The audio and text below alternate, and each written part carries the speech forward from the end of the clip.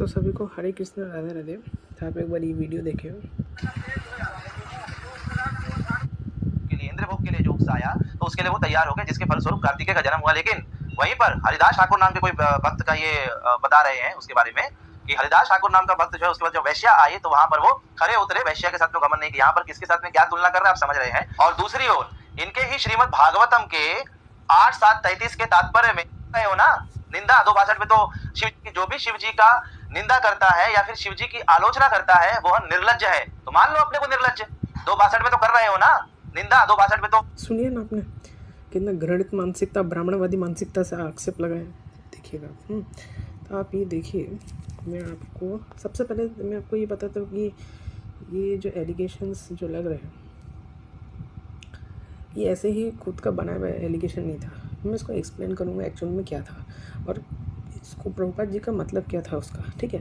लेकिन वही है ना कि जो बहुत ही कुछ समाज में बहुत मतलब दुष्ट लोग होते हैं जिनको बहुत समय से ईर्ष्या होता ही कैसे भी करके चेरी पिकिंग करके कुछ चीज़ें चेरी पिकिंग करके बस भोग देना है। तो वही चीज़ हो रहा है यहाँ पे। मैं दुष्ट किसी को नहीं कह रहा पर्सनली, लेकिन मैं यहाँ पे पर्सनली किसी को अटैक नहीं कर रहा दुष्ट बोल के, लेकिन मैं इन जनरल बोल रहा हूँ। मैं स्टेट देखिए, ये पुराण है, इसी पुराण गीता प्रेस रुद्र संहिता का 8वें खंड। तो पहले मैं समझाना चाहता हूँ ये रेफरेंस कहाँ से है, फिर मैं आपको पूरा अच्छे से समझाऊंगा, ठीक है। तो ये देखिए 18 अध्याय। तो एक्चुअली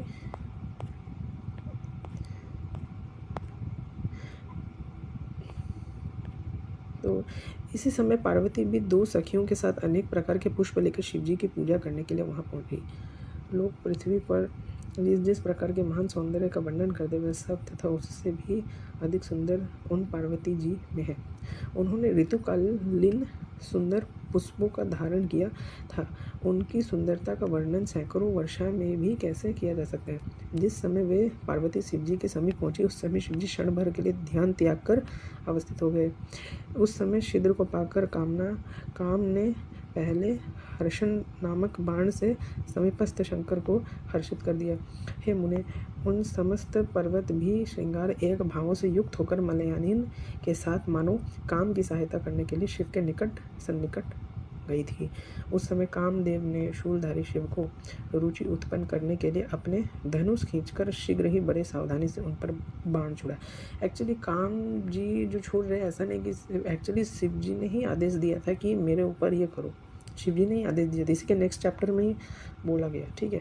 लेकिन मैं पढ़ दे रहा हूँ रेफरेंस कहाँ से लिया मैं ये बता दे रहा हूँ। जिस प्रकार पार्वती नित्य निरंतर शिव जी के आसपास रहती है, प्रणाम करके उनकी पूजा बड़ी सामने रहती है। अच्छा देखिए प्रभु शंकर ने स्त्री स्वभाववश लज्जा के कारण अपने अंगों को ढकती हुई उन पार्वती को वहाँ देखा।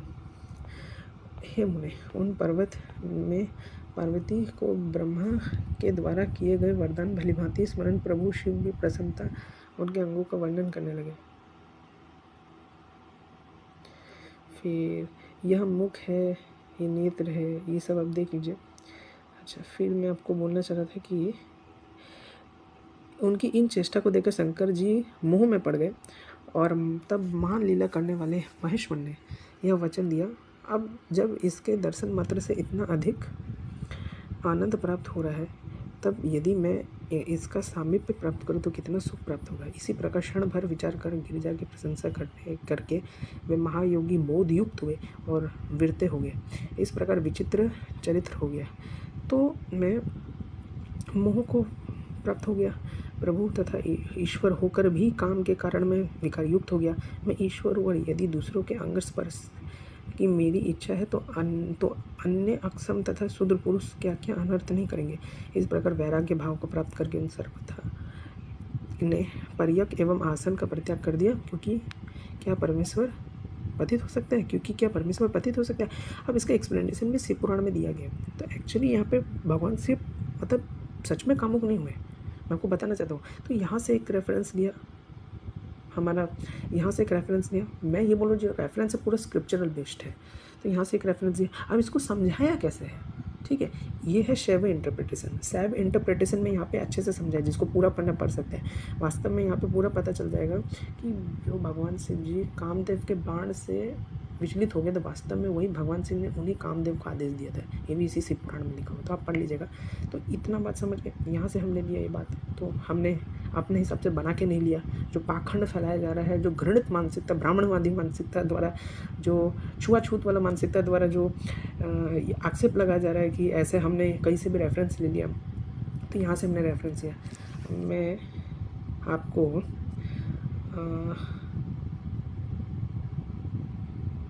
जैसे, तो अब मैं आपको दूसरा रेफरेंस देता हूँ और मैं इसको अच्छे से एक्सप्लेन बाद में करता हूँ ऐसा क्यों है। तो यहाँ पे देख लीजिए कि घोर तपस्या के द्वारा रुद्र, ये स्कंद पुराण का है, तो ये लिखा हुआ है स्कंद पुराण 1.1.23 से लेकर 38.40। तो यहाँ पे लिखा है कि पार्वती जी से, हाँ देखिए, तो घोर तपस्या के द्वारा रुद्र पार्वती जी को प्रसन्न कर लिया। वे स्वयं उस समय स्थित स्थान पर गए जहाँ पर्वत की पुत्री विराजमान थी। पार्वती से प्रसन्न होकर शंभु ने कहा, मैं आपका सेवक हूँ। उन्होंने पार्वती से निवेदन किया, हे तेजस्वी देवी, शीघ्र ही मेरा विवाह कर लीजिए। शंभु ने ऐसा कहा, तब वे आपको बुला रहे थे। उनकी वाणी सुनकर देवों के देव जनार्दन शिव के पास जाने के लिए तैयार हो गए। उनके सब नारद और उनके पार्श्व सन्यास थे। महान योगी अच्युत, जो योगियों के प्रमुख स्वामी हैं, सर्पणा गरुड़ पर सवार होकर आकाश के मार्ग से विचरण करने लगे। हरि के साथ नारद और श्रेष्ठ देव भी थे, शारंग। तब स्वामी हरि और हरा एक ही स्थान पर खड़े और एक दूसरे का हालचाल पूछे। हे विष्णु, मैं निसंदेह गिरिजा की तपस्या से प्रभावित हो गया था। मैं विवाह के उद्देश्य से हिमालय जा रहा हूँ। मैं आपको यही स्थिति बताऊंगा जब दक्ष ने मुझे सती दी थी। इस विवाह संस्कार नहीं है, तब यह आप देख लीजिए। फिर तो आपने एक चीज़ देखा कि हमने यहाँ से रेफरेंस लिया।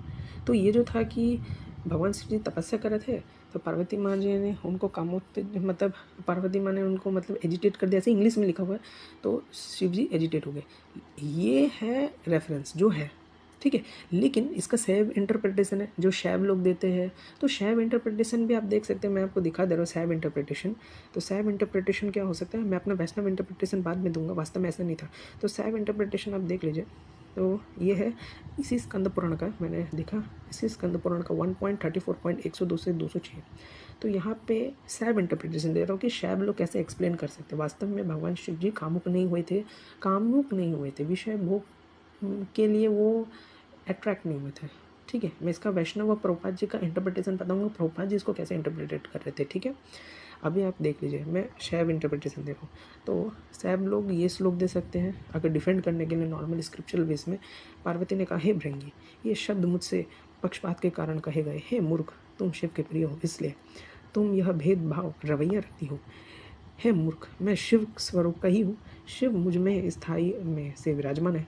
तुम शिव और शिवा के बीच में अंतर दर्शाने वाले शब्दों का प्रयोग कैसे करते हो। तो मतलब शिव पार्वती एक ही है, तो शिव भी स्वयं के साथ ही कर रहे हैं। तो शिव पार्वती एक ही है, शिव पार्वती एक है, जैसा राधा कृष्ण एक है, शिव पार्वती भी एक है। पार्वती द्वारा कहे गए शुभ वचन भृंगी ने सुने। क्रोधित भृंगी ने शिव जी की उपस्थिति में पार्वती से कहा, तुम्हारे पिता दक्ष के अवसर पर लीजिए। शिव की निंदा सुनी, अप्रिय विचलित कर देने वाले वाणी के लिए क्षण शरीर त्याग दिया। हे सुगठित शरीर वाली स्त्री, तुम उत्तेजना में आकर क्या कह रही हो। क्या तुम शिव की निंदा करने वालों के व्यक्ति को नहीं जानती। तो ये दूसरा था कि हाँ शिव पार्वती एक है, तो इसको हम, और शिव पार्वती जो है उसको हम नॉर्मल स्त्री पुरुष भौतिक जगत के स्त्री पुरुष से नहीं कंपेयर कर सकते, शिव जी और पार्वती जी को, ठीक है। अब मैं ये दिखाना जरा दक्ष द्वारा किए गए अपमान और अनादर के परिणाम स्वरूप, अच्छा मैं ये वाला दिखा रहा था 35 से 29, इसी स्कंद पुराण का 1.2.22 कौमारे का खंड का है, 22.25 से 39। तो एक्चुअली 35 से 39 है। तारक नामक दैत्य स्वामित्व सुरों के लिए धूमकेतु के समान है, उसे कभी पराजित नहीं किया जा सकता। उसका सब नाश करने के लिए भगवान स्वयं एक पुत्र को जन्म देंगे, उस दैत्य तारक का नाश होगा। तो ठीक है, आपने एक मेन पर्पस देखा कि वास्तव में भगवान शिव जी ने ऐसा जानबूझ के किया था, इसलिए ताकि तारक नाम के दैत्य को नाश कर सके, है ना। आरंभ में मेरा जन्म हुआ था तो मैंने भगवान अर्धनारीश्वर को अपने पास खड़े देखे। वे समस्त ब्रह्मांड में व्याप्त थे। उन्हें देखकर मैंने उनसे कहा, भगवान की भक्ति उपासना करो। इसके बाद स्त्री पुरुष से अलग हो गए, तीनों लोगों में सभी स्त्रियों से उत्पन्न हुई। स्त्री मतलब पार्वती जी, 11 रुद्र और पुरुष से उत्पन्न हुए। ये पुरुष कौन है? ये पुरुष शिव जी है। स्त्री को देखकर मैंने अपने पुत्र दक्ष से कहा, इस पुत्री को स्वीकार करो, यह ब्रह्मांड भी मेरा है और तुम्हारा भी है। यही पुत्री तुम्हें पुम नारक दुखदायक नरक से बताएगी। यहाँ पे मतलब पुत्री का डेफिनेशन बताया जा रहा है। पुत्री का मतलब पुत्री का विच्छेद किया है, जो पुम नामक नरक से बचाने वाली है उसको पुत्री बोला गया है। यहाँ पे मेरे द्वारा ऐसा कहे जाने में आप ये सब पढ़ लीजिए। तो आपने देखा कि ठीक है, हम इसको बड़े आसानी से डिफेंड कर सकते हैं, सैब इंटरप्रिटेशन के द्वारा आराम से कर सकते हैं। तो इतना आपको समझ आ गया कि मैं क्या बोल रहा हूँ, कि सबसे पहले हमने क्या बोला, कि हमने क्या किया। सबसे पहले ये जो शब्द था एजिटेट वाला, जो घृणित ब्राह्मणवादी छुआछूत मानसिकता से जो हमारे पर आक्षेप लगाया बिना कुछ जाने परखे, कि ऐसा हुआ, हाँ, कि ऐसा लिखा हुआ है कि पार्वती जी ने एजिटेट कर दिया, शिव जी एजिटेट हो गए, मनवाया, शिव जी एजिटेट हो गए। तो ये रेफरेंस बिल्कुल है, शिव पुराण में है, स्कंद पुराण में भी है। लेकिन मैं दो इंटरप्रिटेशन से, लेकिन इसका कतई इसका बिल्कुल मतलब नहीं है कि शिव जी काम के वशीभूत हो गए। ठीक है, तो कि मैंने कैसे प्रूफ किया कि शिव जी काम के वशीभूत नहीं हो सकते, शिव जी काम से ऊपर है। कैसे मैंने ये चीज़ प्रूफ किया? नंबर 1 शैव इंटरप्रिटेशन। मैंने जो चैप्टर के थ्रू प्रूफ करने का कोशिश किया कि क्यों शिव जी ऐसे लीला कर रहे हैं। तो यहाँ पे और शिव पार्वती दोनों एक है, तो और शिव पार्वती को हम नॉर्मल स्त्री पुरुष से कंपेयर नहीं कर सकते, वो स्त्री पुरुष से ऊपर है। ये बहुत बड़ा मतलब स्त्री पुरुष से कंपेयर नहीं कर सकते। तो उनके बीच में जो भी लीला चल रही है, दिव्य लीलाएँ है, ट्रांसेंडेंटल है, वो नॉर्मल स्त्री पुरुष का लीला नहीं है। ठीक है, तो मैं इसको ऐसे जो आक्षेप कर सकते हैं फ्यूचर में कि यहाँ पे शिव जी काम के अंदर वशीभूत हो गए, तो इसको ऐसे डिबंक किया जा सकता है। अब मैं अपना वैष्णव इंटरप्रिटेशन दूंगा। तो वैष्णव इंटरप्रिटेशन के अकॉर्डिंग अगर मैं दूँ, तो सबसे पहले आपको मैं ये चीज़ बोलता हूँ कि ये देखिए भगवद गीता का 3.24, तो 3.24 क्या लिखा है? उत्सिद्देयु इमे लोकः न कुर्यां कर्मे वेदम शंकरस्य च कर्ता स्वयं पयहंता मिमा प्रजा। यदि मैं नियंत करता ना करूँ तो ये सारे लोग नष्ट हो जाएंगे, तब मैं अवांछित जन समुदाय वर्ण संकर को उत्पन्न करने का कारण हो जाऊंगा और इस तरह संपूर्ण प्राणियों की शांति का विनाशक बनूंगा। ये है वैष्णव इंटरप्रिटेशन, जो हमारा वैष्णव लोगों का इंटरप्रिटेशन है कि कैसे हम इसको इंटरप्रेट करते हैं। अब मैं इसको डिटेल में बताऊंगा। वर्ण संकर अवांछित जन समुदाय है जो सामान्य समाज की शांति को भंग करता है। इस सामाजिक अशांति को रोकने के लिए अनेक विधि विधान हैं जिनके द्वारा स्वतः ही जनता आध्यात्मिक प्रगति के लिए शांत और सुव्यवस्थित हो जाती है। जब भगवान कृष्ण अवतार होते हैं तो स्वाभाविक है कि वे वैसे महत्वपूर्ण कार्यों की प्रतिष्ठा तथा अनिवार्यता बनाए रखने के लिए इन विधि विधानों के अनुसार आचरण करते हैं। भगवान समस्त जीवों के पिता है। यदि वे जीव पथभ्रष्ट हो जाए तो उत्तरदायित्व नहीं है। अच्छा, ये सब पढ़ लीजिए आप, ये सब पूरा। अब देखिए, ऐसा कर पाना मनुष्य के लिए संभव नहीं है। हमें उनके उपदेशों का पालन करना चाहिए, किंतु किसी भी समय उनका अनुकरण नहीं करना चाहिए। यही भागवत पुराण में 10.33.30 से लेकर 31 में इसकी पुष्टि हुई है। मनुष्य को भगवान तथा उनके द्वारा शक्ति प्रदत्त सेवकों के उपदेशों का मात्र पालन करना चाहिए। उनके उपदेश हमारे लिए अच्छे हैं। कोई भी बुद्धिमान पुरुष बताए गए विधि से उनको कार्यान्वित करेगा, फिर भी मनुष्य को सावधान रहना चाहिए कि वह उनके कार्यों का अनुकरण ना करे। उसे शिव जी के अनुकरण में विष का समुद्र नहीं पी लेना चाहिए। हमें सदैव ईश्वरों की या सूर्य तथा चंद्रमा की गतियों को वास्तव में नियंत्रित कर सकने वालों स्थिति को श्रेष्ठ माननी चाहिए। ऐसी शक्ति के बिना कोई भी सर्वशक्तिमान ईश्वरों का अनुकरण नहीं किया जा सकता। शिव जी ने सागर तक के विष का पान कर लिया, किंतु यदि कोई सामान्य व्यक्ति विष की एक बूंद भी पीने का यत्न करेगा तो मर जाएगा। कालकूटी विष। शिव जी के अनेक छद्म भक्त हैं जो गांजा ऐसे हो अन्य मादक वस्तुओं का सेवन करते हैं भी ढोंगी लोग, जो मतलब नाटक करते थे, सिगरेट पीते, गांजा पीते, किंतु वे यह भूल जाते हैं कि इस प्रकार शिव जी का अनुकरण करके वे अपनी मृत्यु को निकट बुला रहे हैं। इसी प्रकार भगवान श्री कृष्ण के भी अनेक छद्म भक्त हैं जो भगवान की रास लीला या प्रेम नृत्य का अनुकरण करते, किंतु वो भूल जाते हैं कि वे गोवर्धन पर्वत को धारण नहीं कर सकते। अतः सबसे अच्छा तो यही होगा कि लोग शक्तिमान का अनुकरण ना करें, केवल उनके उपदेशों का पालन करें, ना ही बिना योग्यता के कारण उनका स्थान ग्रहण करने का प्रयत्न करना चाहिए। ऐसे अनेक ईश्वर के अवतार हैं जिनमें भगवान की शक्ति नहीं होती है। अच्छा, अब मैं आपको दूसरा दिखा रहा हूँ कि ये जो आक्षेप लगता था कि इस्कॉन वाले ये बोल रहे हैं कि इस्कॉन में लिखा है कि जब पार्वती जी ने शिव जी को उत्सुक करने का कोशिश किया, पुत्र उत्पन्न करने का कोशिश किया, तो शिव जी उत्तेजित हो गए। तो अभी मैं इसको वैष्णव इंटरप्रिटेशन से समझाता हूँ। पार्वती माँ है आपका, देखिए आपको ये पढ़ाता हूँ तो आपको समझाता हूँ।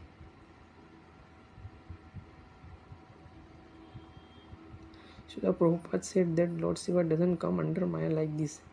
But Srila Prabhupada writes, but when Parvati agitated him for slaying's pleasure, he agreed to the proposal, and as a result, Kartikeya was born. ठीक है, ये पढ़ लीजिएगा, ये लिखा है। Srila Prabhupada writes, Lord Shiva is not an ordinary person. He cannot be bewildered even by the most beautiful woman. Cupid himself tried to invoke Lord Shiva's lusty desires in presence of Parvati, but Lord Shiva was never agitated. Rather, the blazing fire from Lord Shiva's eyes turns Cupid into ashes. ये है श्रीमद् भागवत पुराण का 8वां स्कंद का 12वां अध्याय का 15। तो आपने समझा। सो the correct understanding is, ठीक है। तो मैं समस्त ब्राह्मणवादी छुआछूत और ब्राह्मणवाद छुआछूत वाले मानसिकता वाले लोगों से मैं बोलता हूँ कि इस्कॉन क्या सोचता है, ठीक है। तो आप फाइनल समझिए, ये वैष्णव इंटरप्रिटेशन है। So the correct understanding is Cupid tried to invoke lasty desire in Lord Shiva. Parvati Devi wanted to marry Lord Shiva, but none of this could agitate. Instead, Lord Shiva got angry on Cupid. This is an unexpected because effect of Cupid is madness due to lust. Once Lord Shiva came out of his trance, then he agreed to marry Mother Parvati because demigods want Lord Shiva's son as their commander to defeat a demon.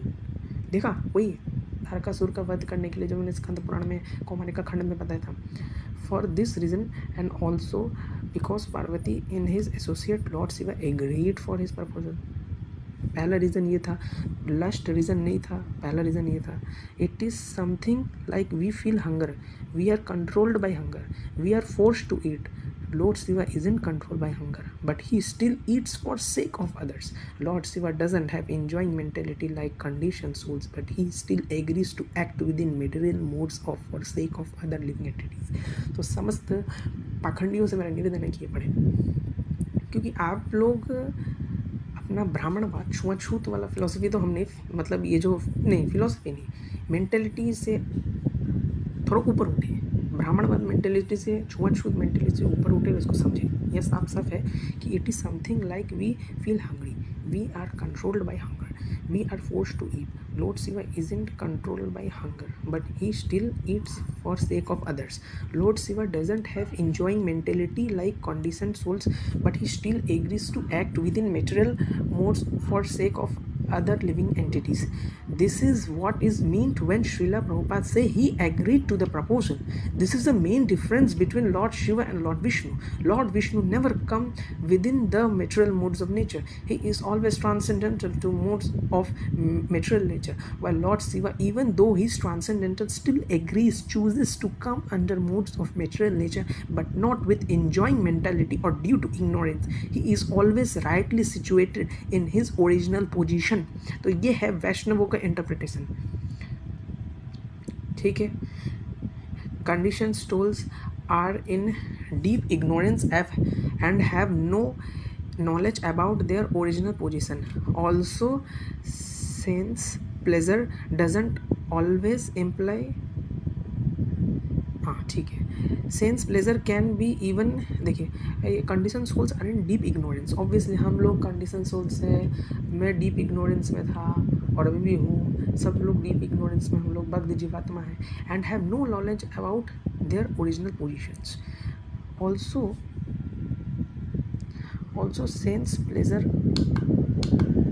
Also sense pleasure doesn't always imply sex. Sense pleasure cannot, even eating apple with enjoying mentality, obviously it can give any type of enjoyment. We have got 11 senses. There are 5 senses for acquiring knowledge: the eyes, ears, nose, tongue and skin. Then 5 working senses: voice, legs, hands, anus and genitals. Then above the senses there is mind. Within and which can be called the sense within. So sense enjoyment can be anything that supplies craving to the senses. Lord Shiva accepted proposal of marriage to Mother Parvati. तो आपने समझा कि भगवान शिव जी और विष्णु में difference, ये आपने पढ़ा अच्छे से कि हम लोग इसको कैसे इंटरप्रिटेशन कर रहे हैं. कि यहाँ पे प्रभुपाद जी क्या बोल रहे हैं कि कितनी भी सुंदर लड़कियाँ आ जाती है, भगवान शिव एजिटेट नहीं होते. कितनी भी ब्यूटीफुल लड़कियाँ थी, उल्टा वो तो भगवान शिव का तेज से ही भस्म हो जाती सुंदर लड़की. लेकिन भगवान शिव जी लोगों का कल्याण करने के लिए, भगवान विष्णु माया के ऊपर है, लेकिन भगवान शिव जी माया से शुद्ध है. माया से ऊपर नहीं है, लेकिन माया से शुद्ध है. वो माया से पूरी तरह से शुद्ध है. वो माया से प्योर है. वो माया में निर्लिप्त नहीं है. निर्लिप्त मतलब क्या बोलते, सोक्ट नहीं है वो. तो माया से प्योर शुद्ध है, लेकिन वो कंडीशन सोल्स भगवान के आदेश, भगवान कृष्ण के आदेश अनुसार वो कंडीशन सोल्स की सेवा करते हैं. बस सॉरी क्या बोल रहा हूँ, मतलब कंडीशन सोल्स का भला करते हैं, लेकिन वो एंजॉइंग मेंटेलिटी से नहीं करते. वो वास्तव में कल्याण करने वाले मेंटेलिटी से करते हैं. तो ये पढ़ लीजिएगा, वापस से देखिएगा, इसको अंडरस्टैंड करिएगा. ये है वैष्णव इंटरप्रिटेशन. ठीक है, तो मैंने आपको ये सब बताया. ठीक है, अभी मैं आपको लेके चलता हूँ यूट्यूब में आपको लेके चलता हूँ. तो मैं आपको यूट्यूब लेके चलता हूँ, क्योंकि आधे अधूरे लोग बताएंगे, अपना सारा जीवन आधा अधूरा बता के बिता देंगे. सारा जीवन ब्राह्मणवाद छूत करना है. ठीक है, तो ये देख लीजिए 18 स्कंद 8.12.15. श्री भगवान उवाच कौतूहल्याय दैत्यानां योषे द्वेषो मया धृतः पश्यतासुर कार्याणि गते पीयूष भाजनी. यहाँ पे क्या लिखा है, इसे पढ़ लीजिए. देखिए translation. The Supreme Personality of Godhead said, when demons took away the judge of the nectar, I assumed the form of the beautiful woman to bewilder them by directly cheating them and thus to act in interest of the demigods. But when the Supreme Personality of Godhead assumed the form of the beautiful woman Mohini Murti, the demons were certainly captivated, but the demigods present were not. In other words, those who maintain a demoniac mentality are bewildered by the beauty of a woman, but those who are advanced in Krishna consciousness or given those on the platform of goodness are not bewildered. The Supreme Personality of Godhead knew that because Lord Shiva is not an ordinary person, he cannot be bewildered even by the most beautiful woman. Cupid himself tried to invoke Lord Shiva's lusty desire in the presence of Parvati, but Lord Shiva was never agitated. तो मेरा समस्त ब्राह्मणवादी छुआछूत मानसिकता वालों से निवेदन है कि आप ये पर्पट पढ़ लीजिए. ठीक है, ब्राह्मणवाद छुआछूत वाले मानसिकता से निवेदन है कि ये पर्पट पढ़े. ठीक है, तो फिर Cupid himself tries to invoke lord Shiva's lusty desire in presence of Parvati, but Lord Shiva was never agitated. Rather, the blazing fire from his Lord Shiva eyes turned Cupid into two ashes. Therefore, Lord Shiva has to think twice before what kind of beautiful form would bewilder even Shiva. Consequently, he was smiling gravely as stated in previous verse. Prahasya bhava gambhiram. A beautiful woman generally cannot induce Lord Shiva to be lusty, but Vishnu was considering whether there was any form of woman who could enchant him. और वो भी जब भगवान enchant हुए थे तो वो किस मेंटली से एंचेंट होते कि मुझे लोगों का कल्याण करता. लस्ट दूर दूर तक उनमें नहीं है. क्यों उनमें लस्ट नहीं है? क्योंकि हमारे इस्कॉन में ये भी बताया जाता है. आप ये देखिए, तो सभी को हरे कृष्णा लाते रहते हैं. तो बहुत लोग दारूवन कथा और भगवान शिव का मजाक उड़ाते हैं कि दारूवन कथा में जैसे आपका बहुत सारा यूट्यूब चैनल है साइंस जर्नी, लोग मजाक उड़ाते हैं भीमटे. तो इनको मैं कुछ श्लोक दिखा देना चाहते थे. यहाँ पे भगवान शिव को क्या बोला जा रहा है, जितेंद्रिय भगवान शिव को सहस्र नाम में बोला जा रहा है। फिर बोला जा रहा है काम, क्रोध और शत्रुओं को क्षीण कर देने वाले। और फिर बोला जा रहा है सकुमारी विकाम विजय योगियों के साथी। फिर उनको बोला जा रहा है काम विनाशक, काम देव को नष्ट करने वाले। फिर उनको बोला जा रहा है, देखिए और थोड़ा इम्पोर्टेंट है, वही मैं बोल रहा हूँ कि इसलिए देखिए प्रभुपाद जी ने सब पढ़ा, प्रभुपाद जी ने महाभारत पढ़ा है, प्रभुपाद जी ने सब पढ़ा है, प्रभुपाद जी ने ऐसा इंटरप्रिटेशन दिया था, ठीक है। अब दूसरा इंटरप्रिटेशन ऐसा भी है कि देखिए कि भगवान शिव परम वैष्णव है। अब जैसे हमारे यहाँ पे क्या होता है ना कि जो वैष्णव लोग होते हैं, जो वैष्णव होते हैं, उनका कर्तव्य क्या होता है कि एक वैष्णव अब दूसरे डिवोटीज़ का सर्वेंट ऑफ द डिवोटीज़ रहेगा। भगवान के भक्तों का सेवक होगा, ठीक है। जितना ये भाव आएगा उतना वो हाई क्वालिफाइड वैष्णव होगा। तो भगवान शिव जी परम वैष्णव थे, ठीक है। ये एग्जाम्पल प्रभुपाद जी ने इस सोच से दिया कि भगवान शिव जी परम वैष्णव है। तो परम वैष्णव है तो उनमें वो परम भाव है कि मैं अपने आप को भक्तों के सेवक बनूं। परम भाव है उनमें, क्योंकि हम मेरे वैष्णव में जैसे ही होते हैं तो भक्तों के मैं सेवक बनूं। उतना उनमें वैराग्य है तो उनमें उतना अच्छे से भाव जागृत होगा। उनमें सांसारिक में तो मोह दूर तक नहीं है, परम पवित्र है, शुचि है। शुचि मतलब जैसे संस्कृत में बोला जाता है मतलब शुद्ध है, शुद्धात्मा है ना। तो ये भगवान शिव का क्वालिटी है। तो लेकिन वो ये दिखाने का कोशिश कर रहे थे प्रभुपाद जी कि भगवान शिव जी ये दिखाने का कोशिश कर रहे हैं कि जो भगवान के जो भक्त हैं, जो सारा दिन भगवान का नाम जप करते हैं, वो माया से बिल्कुल पवित्र है। लेकिन भगवान शिव जी माया में मतलब भगवान शिव जी काम के वशीभूत बिल्कुल नहीं हुए थे। वो ये दिखाने का कोशिश, प्रभुपाद जी ये बोलने का कोशिश कर रहे हैं, हमारे आचार्य ये बोलने का कोशिश करते हैं कि वास्तव में क्या हुआ कि भगवान शिव जी ये दिखाने के लिए कोशिश कर रहे थे कि मैं मतलब ये दिखाने का कोशिश कर रहे थे कि जो भगवान के भक्त हैं उनका क्या क्वालिटी होता है, ठीक है। उनका क्या क्वालिटी होता है, उनका भक्ति को दर्शा रहे थे, उनकी भक्ति को सुपीरियरिटी दिखाने के लिए ऐसा उन्होंने किया था।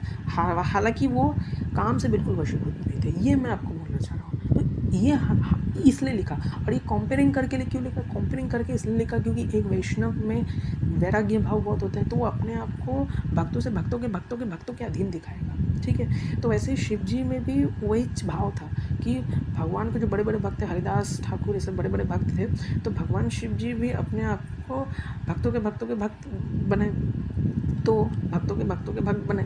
वो ये प्रदर्शित करने की कोशिश करें कि कैसे भगवान शिव जी हरिदास जी के भी मतलब दास बनने का वो कोशिश करें, वो भाव है। जैसे मान लेते हमारे यहाँ भाव है कि हम भक्तों के भक्त हैं, ऐसा भाव है। तो भगवान शिव जी वो भाव प्रकट करने की कोशिश करें, तो इसलिए इस भाव से बोला गया, ठीक है। अब देखिए अस्खलित वीर्य, मतलब जो अपना वीर्य को ऐसे स्खलित नहीं करते। तो देखिए भगवान शिव का कितना महिमा है। जैसे श्री विष्णु रूप में जल में शयन करने वाले, फिर उनको बोला जा रहा है भगवान शंकर यहाँ शम आदि शुभ शुभों की सृष्टि और काम आदि शुभ भावनाओं को संहार करते हुए देवी पार्वती के साथ सदा विराजमान रहते हैं। ये देख लीजिए यहाँ पे, तो यहाँ पे शिव जी के कितने सारे गुण हैं, ठीक है। यहाँ पे शिव जी के बहुत सारे गुण बताए जा रहे हैं, ठीक है। सबसे इंपॉर्टेंट चीज़ हमको क्या सीखने को मिला यहाँ पे शिव जी को क्या बोला जा रहा है कि यहाँ पे शिव जी को बोला जा रहा है कि ये कैसे स्खलित नहीं करते, उनका महिमा मंडन है। तो जितने भी नवगौर भीम के लोग हैं भगवान से मना करते हैं, दारुण कथा मना करते हैं। दारुण कथा अपने वीडियो में दिखा है, तब तक ऐसे मेरे चैनल देखते रहिए, मैं ऐसे साइंस जर्नी सभी चैनल को एक्सपोज करता हूँ। सभी को हरे कृष्ण। तो आपने ये देखिए, अब मैं आपको दूसरा बहुत इंपॉर्टेंट चीज़ बताने वाला था। क्या भाव था कि भगवान शिव जी एक्चुअल में वहाँ पे हरिदास से कंपेयर करने का मतलब ये नहीं था कि भगवान शिव को नीचे दिखाया जाए। वहाँ पे ये भगवान शिव को नीचे दिखाने का कोई हमारा तात्पर्य नहीं था। वहाँ पे इसलिए ऐसा किया ताकि जो ये दिखाने के लिए भगवान शिव जी परम वैष्णव है। भगवान शिव जी कितने परम वैष्णव है कि वो भक्तों के भी भक्तों के सामने भी अपने आप को छोटे दिखाने के लिए तैयार है। ये भाव है, ठीक है। यहाँ पे हम भगवान शिव जी को ऐसा नहीं बोल रहे, क्योंकि मैंने भी महाभारत से शिव सहस्त्रनाम में उनको अस्खलित वीर्य बोला गया है। शिव सहस्त्रनाम में उनको अस्खलित वीर्य बोला गया, ठीक है। और मैं दूसरा एक्सप्लेन करता हूँ श्रील प्रभुपाद जी का 4.24.30। तो मैं ये पढ़ता हूँ। इट इज सेड दैट वैष्णवानम यथा समूह Lord Shiva is the best of all devotees, therefore all the devotees of the Lord Shri Krishna are also devotees of Lord Shiva. All the devotees of the Lord Krishna are also devotees of the Lord Shiva. In Vrindavan, there is Lord Shiva's temple called Gopeshwara. The gopis used to worship not only Lord Shiva but Katyayani or Durga as well. But their main aim was to attain the favor of the Lord Krishna. The devotee of Lord Sri Krishna does not disrespect Lord Shiva but worship Lord Shiva as the most exalted devotee of the Lord Sri Krishna. Consequently, whenever a devotee worships Lord Shiva, he prays to Lord Shiva to achieve the favor of the Krishna and does not request material profit. In the Bhagavad Gita, it is said that generally people worship demigods for some material profit. Komistastairhrata jnana prapadayante naya devataha. Driven by the material lust, they worship demigods, but the devotee never does so, for he is never driven by material lust.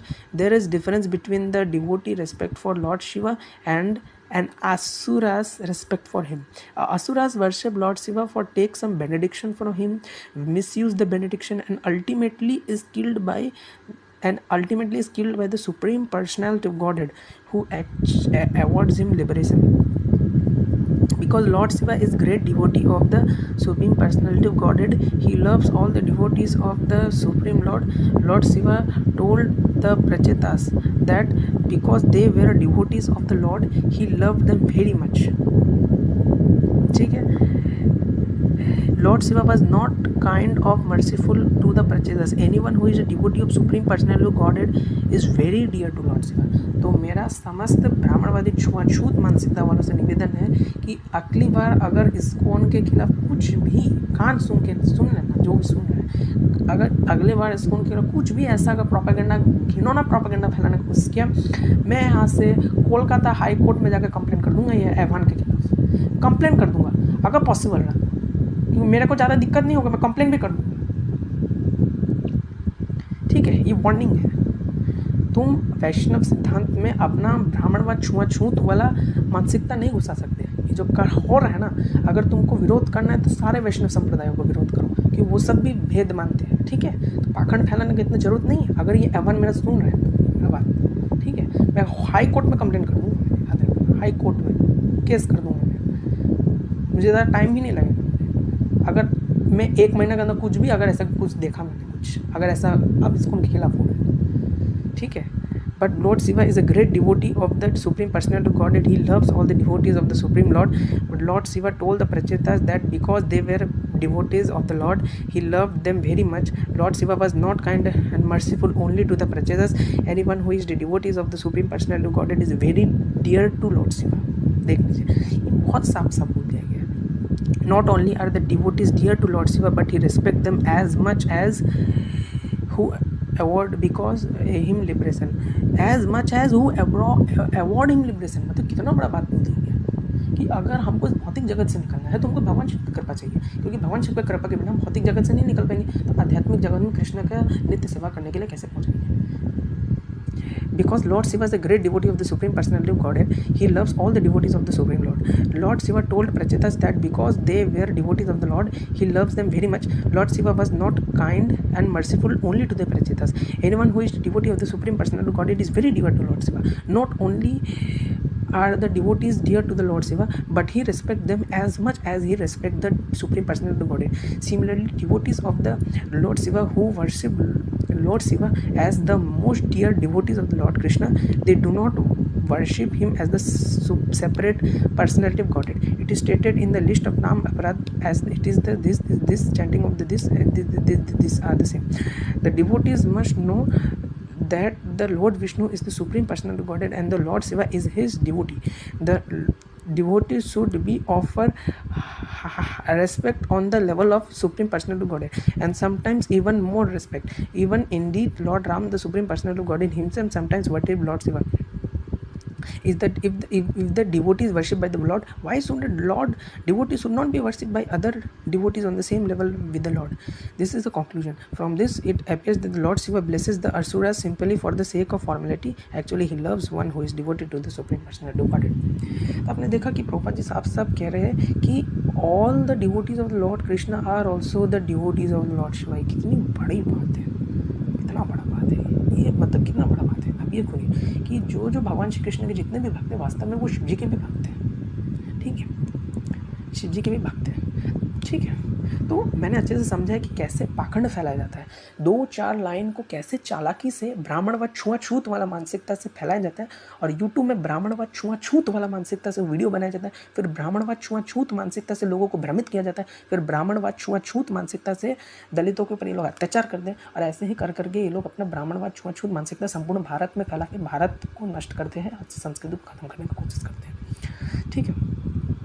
तो मैंने यहाँ पे बहुत अच्छे से समझा है कि भगवान शिव को हम लोग कभी भी ऐसा नहीं बोलते, क्योंकि साफ साफ जिस शिव सहस्त्रनाम में ये लिखा हुआ है कि उनको सभी को हरे कृष्ण लाते रहते हैं। बहुत लोग दारूगन कथा और भगवान शिव का मजाक उड़ाते हैं, फिर उनको बोला जरा काम विनाश यजमान रहते हैं, ये देख लीजिए, ठीक है। यहाँ पे शिव जी के बहुत सारे गुण बताए जा रहे हैं, ठीक है। तो सबसे इम्पोर्टेंट चीज़ हमको क्या सीखने को मिला यहाँ पे कि यहाँ पे शिव जी को क्या बोला जा रहा है कि यहाँ पे शिव जी को बोला जा रहा है कि ये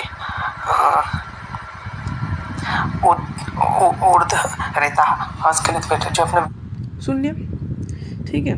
तो ये एक चीज़ था जो इम्पोर्टेंट मैंने जो समझा है, जो पाखंड फैलाया जा रहा है अननेसेसरी छुआछूत ब्राह्मणवादी मानसिकता से, एक ऐसा संप्रदाय जो मतलब निष्काम होकर कृष्ण भक्ति का प्रचार कर रहा है, एक ऐसा इंसान जो 70 साल की उम्र में कृष्ण भक्ति किया और कृष्ण भक्ति का प्रचार करने गया, तो चाहे तो वो फिर वृंदावन में भी जाके भक्ति कर सकते थे, अकेले प्रचार करने की जरूरत नहीं था, ठीक है। लेकिन अब क्या बोले, झूठ पे झूठ फैलाया जा रहा है। तो मैंने ये भी आप पढ़ लीजिएगा जो मेरे वीडियो देख रहे हैं यहाँ पे। और हम कृष्ण और विष्णु को भी एक ही मानते हैं, लेकिन अलग अलग गौड़िया लोग कृष्ण को थोड़ा ऊपर मानते हैं, रामानंदी लोग राम को ऊपर मानते हैं, जो थोड़ा विष्णु के उपासक है मध्वाचार्य जी और रामानुजाचार्य जी वाले, वो विष्णु को ऊपर मानते हैं कृष्ण से।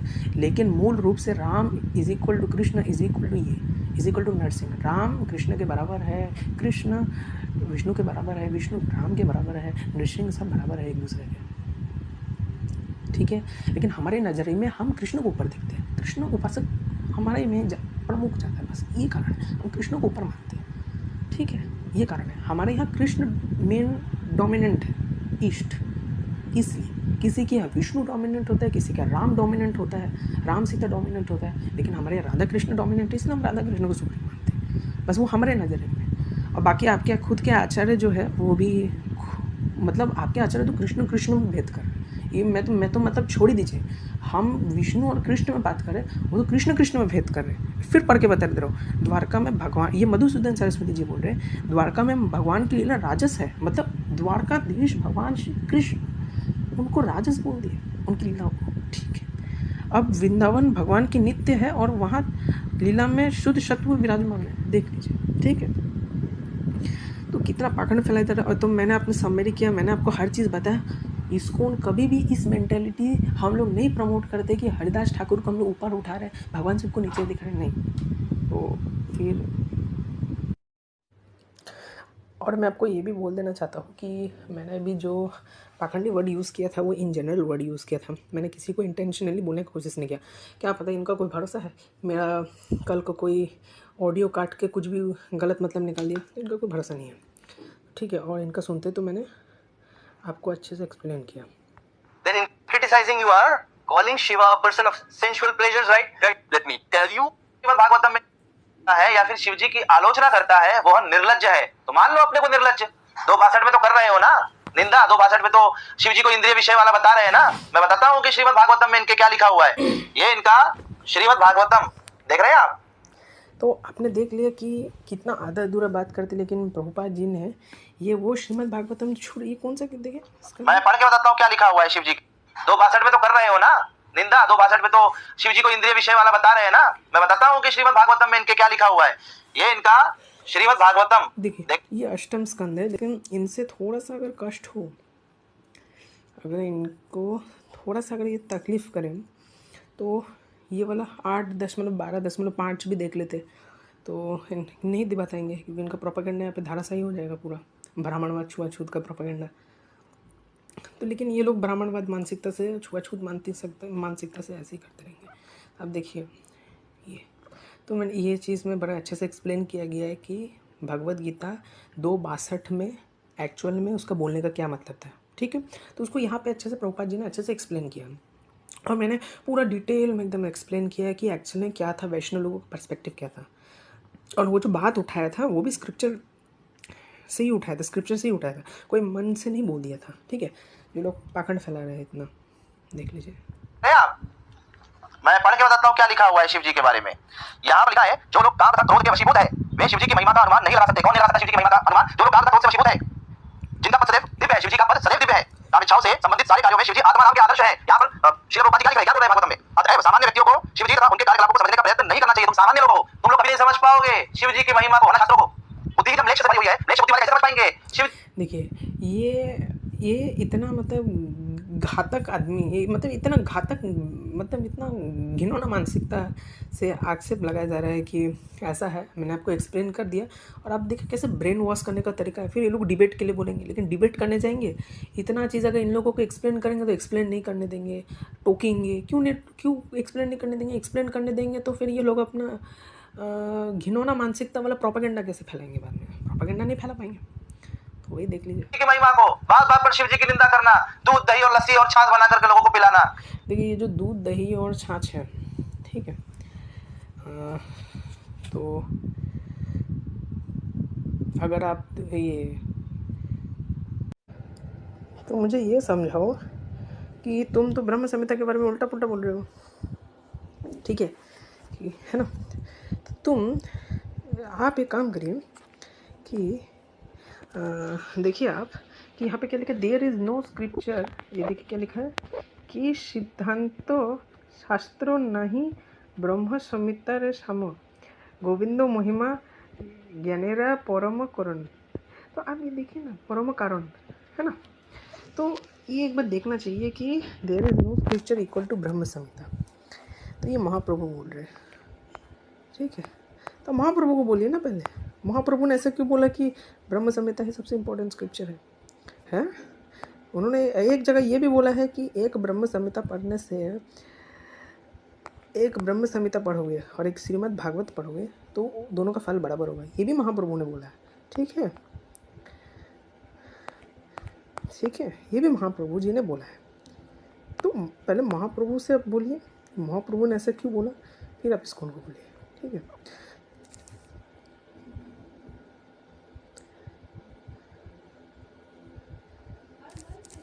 तो आप देखिए ये चीज़ कि कितना मतलब हरकत देखिए आप एक बार। To make milk, yogurt, lassi and buttermilk and serve it to people. बुद्धि ही जब म्लेच्छ से भरी हुई है, म्लेच्छ बुद्धि वाले कैसे समझ पाएंगे शिव जी की महिमा को? बात बात देखिए तो ये इतना मतलब मतलब क्या बोलने में भी अच्छा नहीं लगता, कंट्रोल करना पड़ता है। इन लोगों का साधना अच्छा नहीं है, इसलिए लोग ऐसा गंदा बात बोलते हैं। साधना तो अच्छा है नहीं इन लोगों का। तो आपने देख लिया ना कि शिव जी की निंदा करना, दूध दही और लस्सी और छाछ बना करके लोगों को पिलाना। देख लिया ना, तो ये दूध दही छाछ वाला जो कॉन्सेप्ट है ये ब्रह्म संहिता में लिखा है। तो चैतन्य महाप्रभु तो कुछ और ही बोल, चैतन्य महाप्रभु बोल रहे हैं कि सारा ब्रह्म संहिता सभी स्क्रिप्चर का कंक्लूजन है। तो आप चैतन्य महाप्रभु को बोलिए ना, चैतन्य महाप्रभु को बोलिए कि दूध दही लस्सी वाला आपने क्यों ये किया, महाप्रभु से पहले बोलिए, फिर आप आइए, फिर आप इस्कॉन वालों को बोलिए, ठीक है। आप पहले चैतन्य महाप्रभु से बोलिए, मैंने आपको दिखा दिया, वर्स पढ़ लीजिए और चैतन्य महाप्रभु बोलिए, ठीक है। और चैतन्य महाप्रभु अगर बोलते हैं कि नहीं मेरा मतलब वो नहीं था, फिर हमारे ऊपर भौंके, दैट्स ऑल। जो शिव जी के कार्यकलापों की आलोचना करने का प्रयास करता है, और लोग जो इतना मलच कर रहे हैं ना, वास्तव में मलच ये लोग ही है, ब्राह्मणवादी मलच है, लोग मलच है। और मैंने आपको वो वर्स भी बताया था, वास्तव में मलच महामलच तो ये लोग है। कौन करता है? तुम लोग करते हो। जो शिव जी की कार्यकलापों की आलोचना करने का प्रयास करता है वह निर्लज है। निर्लज है वो, मान लो अपने निर्लज इन विषय के अधीन बता रहे हो ना, शिव जी को विषय बता रहे हो ना। देखो ये इतना ब्रेन वॉश आदमी है, इतना ब्रेन वॉश्ड कि इन्होंने कभी भी ठीक से बोला ही नहीं कोई चीज़। मैंने आपको अच्छे से उसी आठवां का 12वां चैप्टर में मैंने आपको ये प्रमाणित किया कि नहीं प्रभुपाद जी क्या बोल रहे थे, वैष्णव हमारा इस्कॉन का इंटरप्रिटेशन क्या, नहीं इस्कॉन ऐसा नहीं मानता। कितना गलत धारणा है और कितना मतलब घिनौना मेंटालिटी है, ये कितना घृणित कार्य है जो किया जा रहा है कि एक बात से चेरी पिकिंग कर लिया और एक बात से चेरी पिकिंग कर लिया, दोनों को मिला के जहर उगलना, ठीक है। ये टैक्टिस है, बहुत चीप टैक्टिस है। अब कि देखते हैं। उनके पार्वती और शिव जी के भोग से विषय भोग से कार्तिकेय उत्पन्न हो गए, कभी जाकर पढ़े हो, किसी कार्तिक का भगवान करते होगा, कभी खोले हो?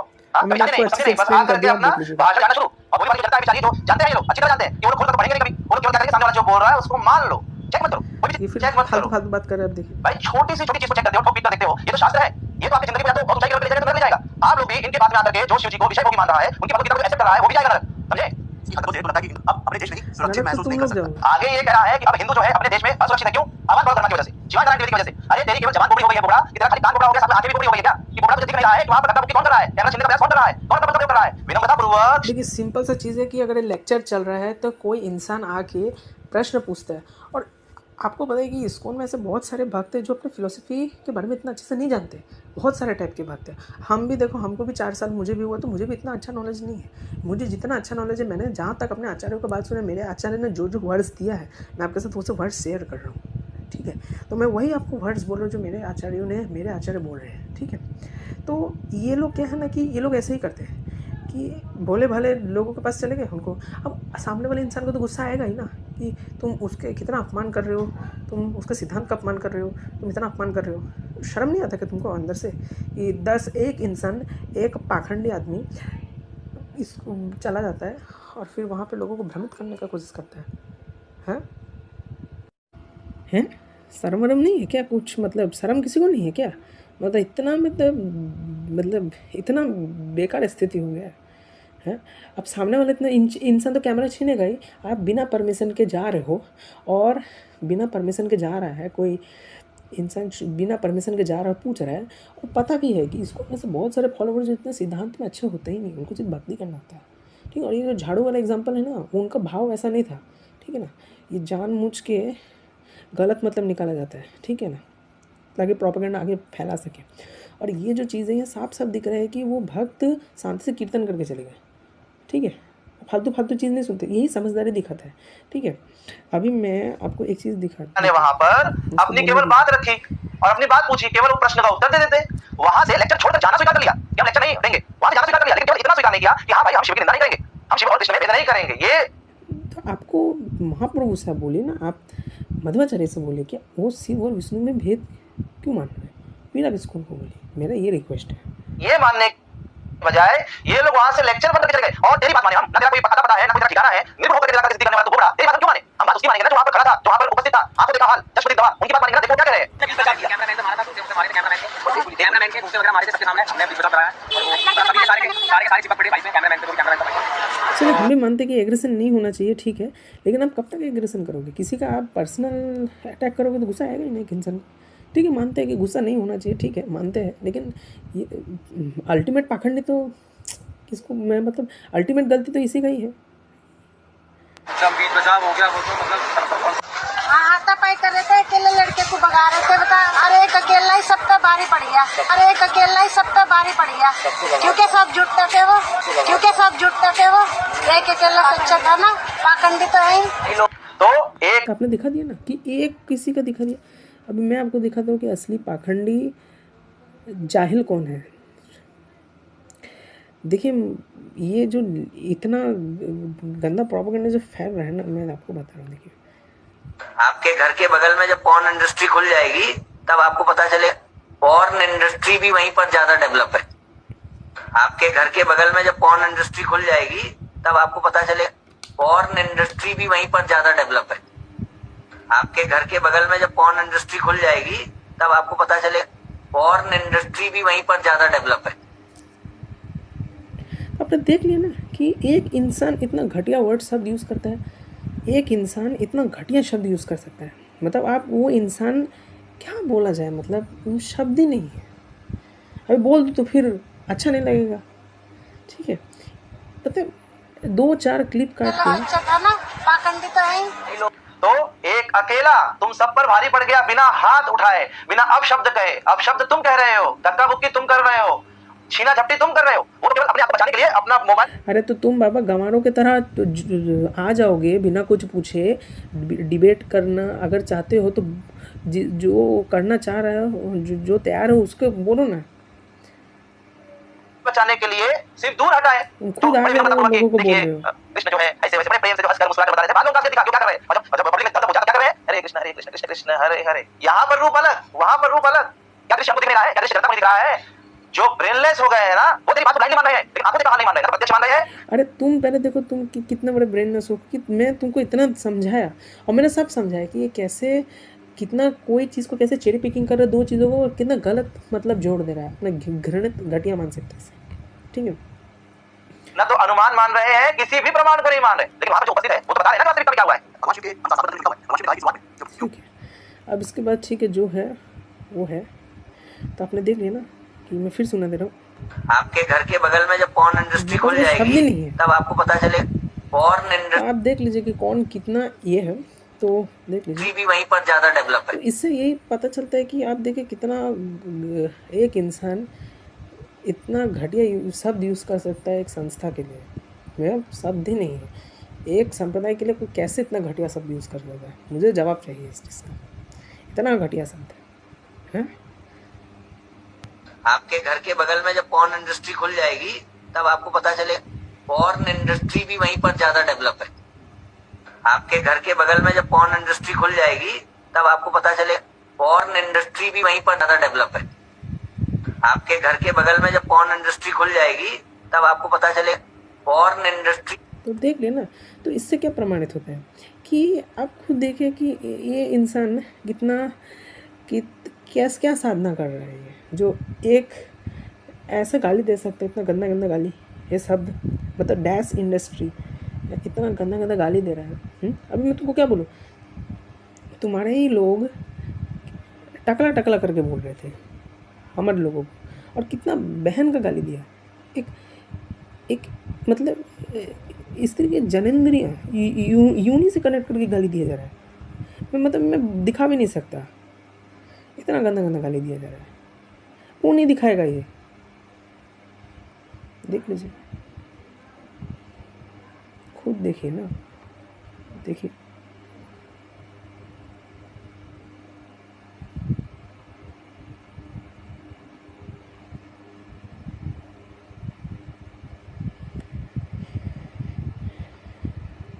और मान भी ले यहाँ पे कोई इस्कॉन डिवोटी गाली दे रहा है तो उसका तो निंदा हम करते ही है, लेकिन मुझे नहीं लगता स्क्रिप्टेड ही है। ठीक है देखिए Want more hydration, but no.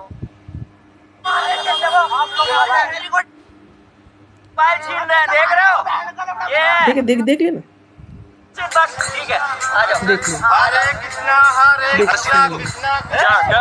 अकेला समझ के मार रहे हैं, ये मोबाइल छीन रहे हैं, देख रहे हो ये देख लेना।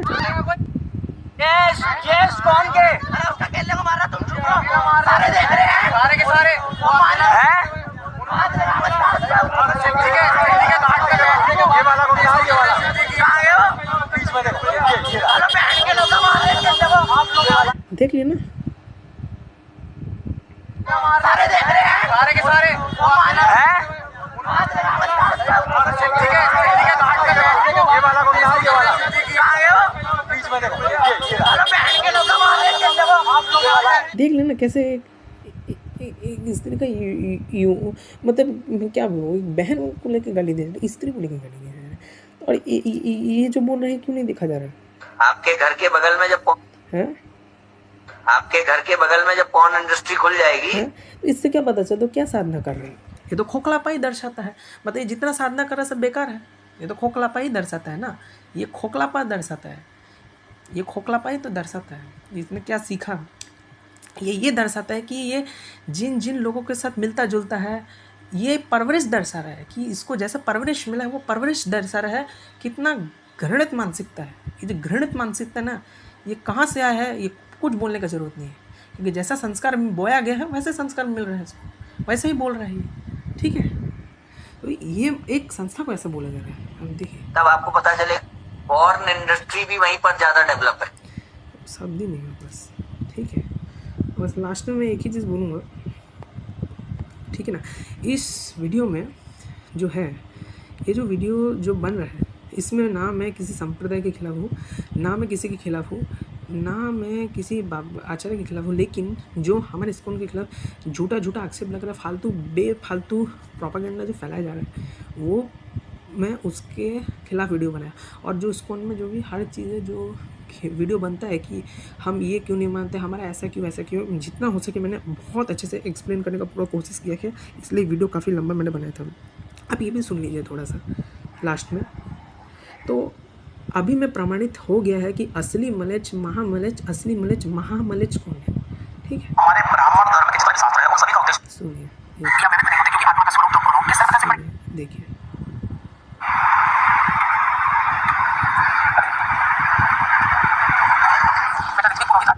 पुरोहित आचार्य शिष्य इनसे भिन्न प्रकार और भिन्न बर्ताव वाले जो लोग हैं नहीं सत्ता के पात्र नहीं है, मतलब एकाग्रचित्त होकर प्रतिदिन सुबह पुरुष की परीक्षा करनी चाहिए। क्रोध का अभाव, सत्य, भाषण, अहिंसा, इंद्र संयम, ये अल्टीमेट नॉलेज है। ध्यान से देखिए, दो हिंसा, अभिमान, क्षमता, लज्जा, सहनशीलता, दम, मनो, इंद्र संयम, अहिंसा, सत्यता, भाव, वहाँ पे वो कृपा दृष्टि पूर्ण दृष्टि कर रहा है, नकाराय चक्राय कर रहा है, नीच करना शुरू कर रहा है, चरित्र करके बोलना, ये दोनों चीजें स्वाभाविक दिखाई देता है, मैं बनाऊं वही तांत्रिक उत्तम पर समान दिखता है। ये नहीं कर सकता हूँ, ये नहीं कर पाया शिशुपाल। जो पुरुष बहुत दिनों तक अपने साथ रहा हो और कहीं से धक्का लाया हो, वो पहले ही परिचित हो, परिचित को दान का पात्र समान का अधिकारी है। वेदों को अपना अपनी सत्य आज्ञा का उल्लंघन करना सर्वथा अविश्वास करना, ये आपकी आसन। आप ये देखिए बहुत ही इंपॉर्टेंट वर्ड्स है। जो ब्राह्मण अपने पंडित का अपमान करके व्यर्थ तर्कों का आश्रय लेकर वेदों का निंदा करता है, आन ऋषि की निरर्थक तर्क विद्या में अनुराग करता है, सब पुरुषों की सभा में कोई तर्क की बात कर विजय पाता है, शास्त्रों में कुल युक्तियों का प्रतिपादन नहीं करता, प्रयोग करता है, जो सब पर संदेह करता है, जो बालकों और मूर्ख का व्यवहार करता है और वचन बोलता है, और ब्राह्मणों के प्रति सदा अच्छा ब्राह्मणों के प्रति सदा सत्कार अमर्यादित वचन का प्रयोग करते। देखिए ब्राह्मण के प्रति जो अमर्यादित वचन का प्रयोग करता है, ब्राह्मण से लड़ाई नहीं करता, देखिए वो ब्राह्मण तर्क जो घमंड करता है सबके प्रति, वेदों की निंदा करता है, वो ब्राह्मण जो बालकों और मूर्ख का व्यवहार करता है, वचन बोलते ब्राह्मण को बोला जाए। ऐसा मनुष्य उपवास पेश माना चाहिए। विद्वान पुरुष ने ऐसे पुरुष को कुत्ता माना है, मतलब देखिए क्या ब्राह्मण को कुत्ता बोल दिया, ये नहीं पढ़ेंगे, वो कभी ये सब नहीं पढ़ेंगे, कब तक लोग कभी ये सब नहीं पढ़ेंगे। जो ब्राह्मण अपने पांडित्य का अभिमान करते हैं, देखिए पांडित्य का अभिमान करते हैं, बोलते कि वो ब्राह्मण अपने पांडित्य को अभिमानी लोग होते थे, उनको भी अभिमानी बताया करके व्यर्थ के तर्क का आश्रय करके निंदा करते थे, अन्य ऋषि की निरर्थक तर्क के अनुराग करता था, सब पुरुषों की सभा में कोई तर्क की बात नहीं करता था, शास्त्र अनुकूल व्यक्तियों का प्रतिपादन नहीं करता। देखिए शास्त्र अनुकूल व्यक्तियों का प्रतिपादन नहीं करता था, देखिए पढ़ना चाहिए। फिर जो हल्ला मचाता है ब्राह्मण के प्रति सदा अतिवाद का प्रयोग करता है, जो सब पर संदेह करता है, जो बालक मूर्खों से व्यवहार करता है, वचन बोलता है। देखिए ब्राह्मण को वचन बोलने मानेंगे, ऐसे मनुष्य को अस्पृश्य मानेंगे, ऐसे लोगों को अस्पृश्य माना गया है, ये नहीं बोलेंगे, ये कभी नहीं बोलेंगे।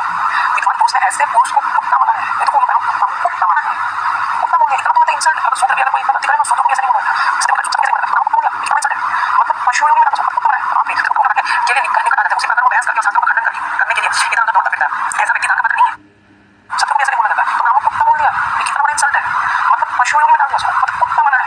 तो आप जैसे कुत्ता को काटने के लिए निकल निकल आता है, उसी प्रकार को बहस करके शास्त्रों का खंडन करने के लिए इधर उधर दौड़ता फिरता है, ऐसा व्यक्ति दान का पात्र नहीं है। ये देखिए देखिए ये ब्राह्मण को कितना सुंदर तरीके से फाइनल कंक्लूजन है। वहाँ पे अच्छे ब्राह्मणों के बारे में बात किया जाता है, योग्यता ब्राह्मण के बारे में बात किया जाता है। अगर वो ब्राह्मण में अगर कुछ भी थोड़ा सा भी ये हो, क्या बोलते हैं, थोड़ा सा भी मतलब गलती हो, उसको क्षमा कर देना चाहिए, ऐसा बोला जाता है। मनुष्य को जगत के व्यापार प्रतिष्ठित करने और नियम के कल्याण जो यज्ञ आदि करके देवता से लड़ा, वेदों को स्वाध्याय करके ऋषियों के ऋषि थे, श्रेष्ठ पुत्रों, ऐसा बात देखिएगा। इतना वृंद का तांत्रिक ब्राह्मण ग्रहण से सत्कार करता है, और ग्रस्त धर्म ग्रस्त कभी भ्रष्ट नहीं होता।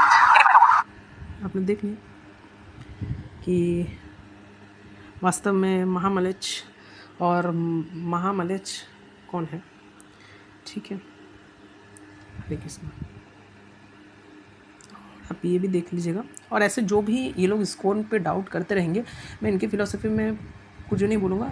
मैं अपना फ़िलॉसफी से जो भी रिलेटेड ये लोग जो भी आप आने वाले टाइम में लोग पाखंड मचाएंगे, मैं उस चीज़ को क्लियर करता रहूँगा, बस मैं यही बोल रहा हूँ। तो सभी को हरे कृष्ण। आप ये देख लीजिए कि यहाँ पे अक्सर लगता है कि इस्कॉन कृष्ण और विष्णु में भेद करता है, ऐसे ऐसे करता, अपमान करता है। तो बहुत ही घिनौना और मतलब काफ़ी जाहिल मानसिकता है ये, बहुत ही घिनौना मानसिकता है और काफ़ी मतलब तुच्छ मानसिकता है ये, बहुत ही घिनौना मानसिकता है ये। छुआछूत, जातिवाद, ब्राह्मणवाद वाला घिनौना मानसिकता में आक्षेप लगता है कि ब्रह्मसूत्र की इस्कॉन ऐसे करता है, ऐसे करता है। तो सबसे पहले मेरा उनसे एक सवाल है कि आदि शंकराचार्य जी अपने ब्रह्मसूत्र भाष्य 2.2.44 में उन्होंने ऐसा क्यों लिखा कि of the four vivas possess intelligence, yet there is no wording of that. The Bhagwan may say that all the forms of Vasudeva, the Lord, and all of them equally possess knowledge and lordship, strength and valor, etc., and are free those faults and imperfections. Is there is increase, there will be more than one Ishvara, which is redundant and against their own assumptions. Even granting all this origination of the one form of the other unthinkable being equal to the perspective, none of them can be case of another, for the effect meant of the same feature. मतलब कुल मिला के वो यहाँ पे बोल रहे हैं कि हमें विष्णु तत्वों में भेद करना पड़ेगा, ना तो एक ईश्वर से ज़्यादा हो जाएगा जो हमारा एजम्पशन से गलत हो जाएगा। तो देखिए, एक आपको मैंने प्रबंध लिखा है, दूसरा ये है मधुसूदन सरस्वती जी, ठीक है। तो जो मधुसूदन सरस्वती जी हैं, उन्होंने अपने बुक में ये कहा था कि वैकुंठ, अब देख लीजिएगा, इसमें कोई ये नहीं है, ChatGPT में रखिए, एकदम सब कुछ दे देगा आपको। तो वैकुंठ श्री विष्णु का धाम है, विष्णु लक्ष्मी के पति है, वहाँ कामना का संसर्ग होना स्वभाव है, इसलिए वह मृदु त्रिवारति का स्थान है। द्वारका के भगवान ने राजस लीलाएं की हैं। तो देखिए, द्वारका के भगवान को राजस बोल दिया, आप सोचिए। तो अगर इस्कॉन पे ऐसा आक्षेप लगता है कि इस्कॉन ने भेद कर दिया, भेद बुद्धि है, तो कृपया ये जो शब्द है ये आप अपने आचार्य को भी बोलिए, आप अपने आचार्य को बोलिए। तो आप सबसे पहले अपने आचार्य को बोलिए ये चीज़, ठीक है, कि आपके खुद के आचार्य ये लिख के गए और आप हमारे ऊपर आके भोंकते हो कि हमने कृष्ण और विष्णु में हम भेद कर रहे हैं, क्या है। अभी मैं आपको पूरा बताता हूँ। तो यहाँ पे द्वारका के भगवान ने राजस लीलाएं की हैं, तो आप देखिए राजस बोल दिया, मतलब देखिए। तो आप ये जो आप गाली देते हैं इतना, ये गाली आप अपने आचार्य के ऊपर भी लगाने का प्रयत्न करें, क्योंकि उन्होंने भी यही चीज़ बोला जो हम बोल रहे हैं। तो जो हम बोल रहे हैं ना, वो भी वही चीज़ बोल के गए, ठीक है, ठीक है। अगर कुछ ज्ञान नहीं है तो कृपया घिनौना छुआछूत वाला मानसिकता से ना बोले। तो यहाँ पे लिखा है कि किंतु वृंदावन भगवान का नित्य धाम है और वहाँ का प्रत्येक लीला में शुद्ध सत्व विराजमान है, इसलिए उनके सामने श्रीमद विशेषण लगाए गए। पद्म स्कंद आदि पुराणों में वृंदावन की प्रचुर महिमा गाई गई, वहाँ की लीला नित्य लीला गाई गई। तो यहाँ पे आप विष्णु कृष्ण छोड़ो, मधुसूदन सरस्वती जी को भी आप ये बोलो, क्योंकि उन्होंने क्या किया, उन्होंने तो कृष्ण और कृष्ण में भी भेद कर दिया, कृष्ण और कृष्ण में भी भेद कर दिया। तो द्वारका के कृष्ण को राजस बोल दिया, लेकिन वृंदावन के कृष्ण को शुद्ध सत्व बोल दिया। ये अन्याय नहीं हुआ, कृष्ण और कृष्ण को भेद कर दिया। अब बोलो, अब क्यों नहीं, अब बोलो, इसका जवाब दो, ठीक है, ठीक है, इसका जवाब दो। और फिर एक और था कि श्री करपात्री जी महाराज, तो ठीक है, तो उन्होंने ऐसा बोला कि अनंत ब्रह्मांड के, फिर महाधिष्ठात्री भगवती लक्ष्मी, भगवती गोपांगना जनों के पाद पंकज रज का स्पर्श करने के लिए ब्रज आई, बेलवन में विराजमान हुई, तपस्या करने लगी, भीतर तो आवे जब आशा हो, देख लीजिए, आज्ञा हो, देख लीजिए, आई थी गोपांगनाओं के पाद पंकज रज स्पर्श करने के लिए। देखा जाना कि गोपांगना तो श्री कृष्ण की सेवा कर रही है, जिन श्री कृष्ण के पाद पंकज रज के लिए गोपांगना ललाहित है, वे स्वयं राधा रानी के पाद पंकज रज के लिए ललाहित है। तब उन्होंने श्री लक्ष्मी ने सोचा, श्रीमती राधा रानी की आराधना में जिनकी श्री कृष्ण सहित गोपांगनाओं की आराधना हो जाएगी, तब से श्री कृष्ण जी श्री लक्ष्मी जी श्री राधा की सेवा में लग गई है, देख लीजिए।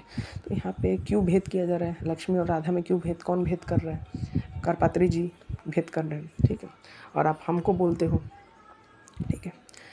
और ये भी वही चीज़ है कि ये भी वही सेम चीज़ है कि ठीक, ये भी पढ़ लीजिए, सेम पढ़ लीजिए, ठीक है। दूसरा, अब मैं आपको प्रभुपाद जी का बताता हूँ।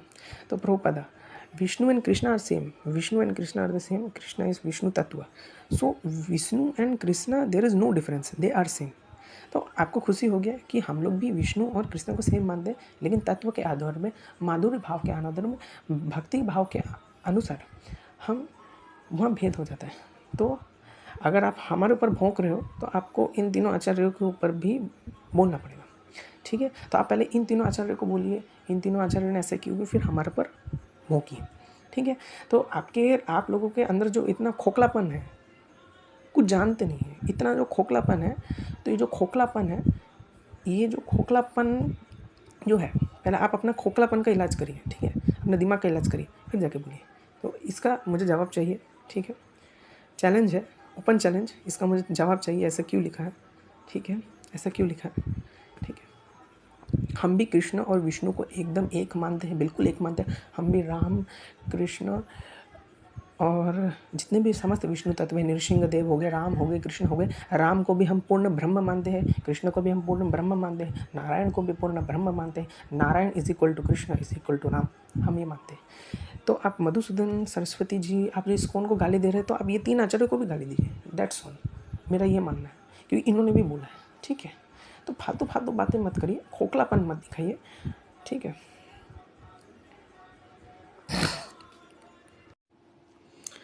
सभी को हरे कृष्ण, राधे राधे। तो आप एक बार ये वीडियो देखिए। सुनेंगे तो वहां पर पूज्य गुरुदेव भगवान क्या कह रहे हैं कि दोष बुद्धि से अगर किसी भी ग्रंथ को अगर तुम पढ़ोगे तो उसमें आपकी विचारधारा जो है वो दुर्बुद्धि जैसी ही होगी। कि आप कृपा करके यहाँ पधारे और हमारी बात सुने हैं, हमें बहुत अच्छा लग रहा है कि वास्तविक धर्म का स्वरूप इतना विस्तृत होना चाहिए कि छोटी छोटी मेड़ों में बनकर एक दूसरे के प्रति जो राग द्वेषात्मक भाव है इनको मिटा देना चाहिए। हमारे चाहे जो भी ग्रंथ हों उन ग्रंथों में आप स्वाध्याय करके देखिए, चाहे हमारे रामायण, गीता, भागवत हो या श्री गुरुवाणी जी हो या आपके जो ग्रंथ हैं, आप उनको गौर से पढ़कर देखिए, सही तरीके से पढ़कर देखिए, भगवान को साक्षी करके, क्योंकि वो महान भगवत स्वरूप वाणी है। आप उसका जब अर्थ समझना चाहेंगे राग द्वेष से तो अलग निकलेगा, और आप अपने भगवान को साक्षी करके देखेंगे तो मुझे ऐसा लगता है कि वो विश्राम देने वाली वाणी बन जाएगी। आप अगर सही तरीके से आचार्य परंपरा के अंडर में जाकर के अगर उसको पढ़ोगे तो जाकर के वो तुमको सही से समझ में आएगा। हमारा सनातन, उन्होंने वहां पर रामायण इत्यादि सनातन ग्रंथों का नाम लेकर के कहा कि यह बहुत विशाल है, इसको अगर आप दोष बुद्धि से पढ़ोगे, उसको हमारे धर्म ग्रंथों को, सनातनी धर्म ग्रंथों को अगर आप जाकर के पढ़ोगे दुर्बुद्धि से और दोष बुद्धि से, तो अगली बात यह है कि उन्होंने क्लियर ये कहा क्या कि कृष्ण, राम, अल्लाह, यहोवा ये एक है, ऐसा कहा क्या? वो तो एकत्व मान रहे हैं। उन्होंने क्या ये माना कि अल्लाह, जीसस और राम कृष्ण ये एक है और शिव जो है वो कृष्ण के बराबर नहीं है? देखिए, ये बहुत ही कचरा मानसिकता है, बहुत ही घिनौना मानसिकता है कि ऐसा आक्षेप लगा कि हम अल्लाह को, जीसस को एक मानते हैं, लेकिन वास्तव में ऐसा नहीं है।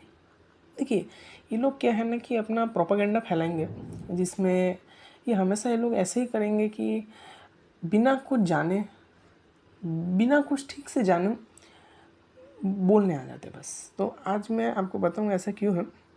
देखिए, वास्तव में क्या होता था कि हम भी आपको, देखिए मैं कमेंट भी देखा, अब तक कोई रिप्लाई भी नहीं है, मैं कमेंट से बता रहा हूँ, ठीक है।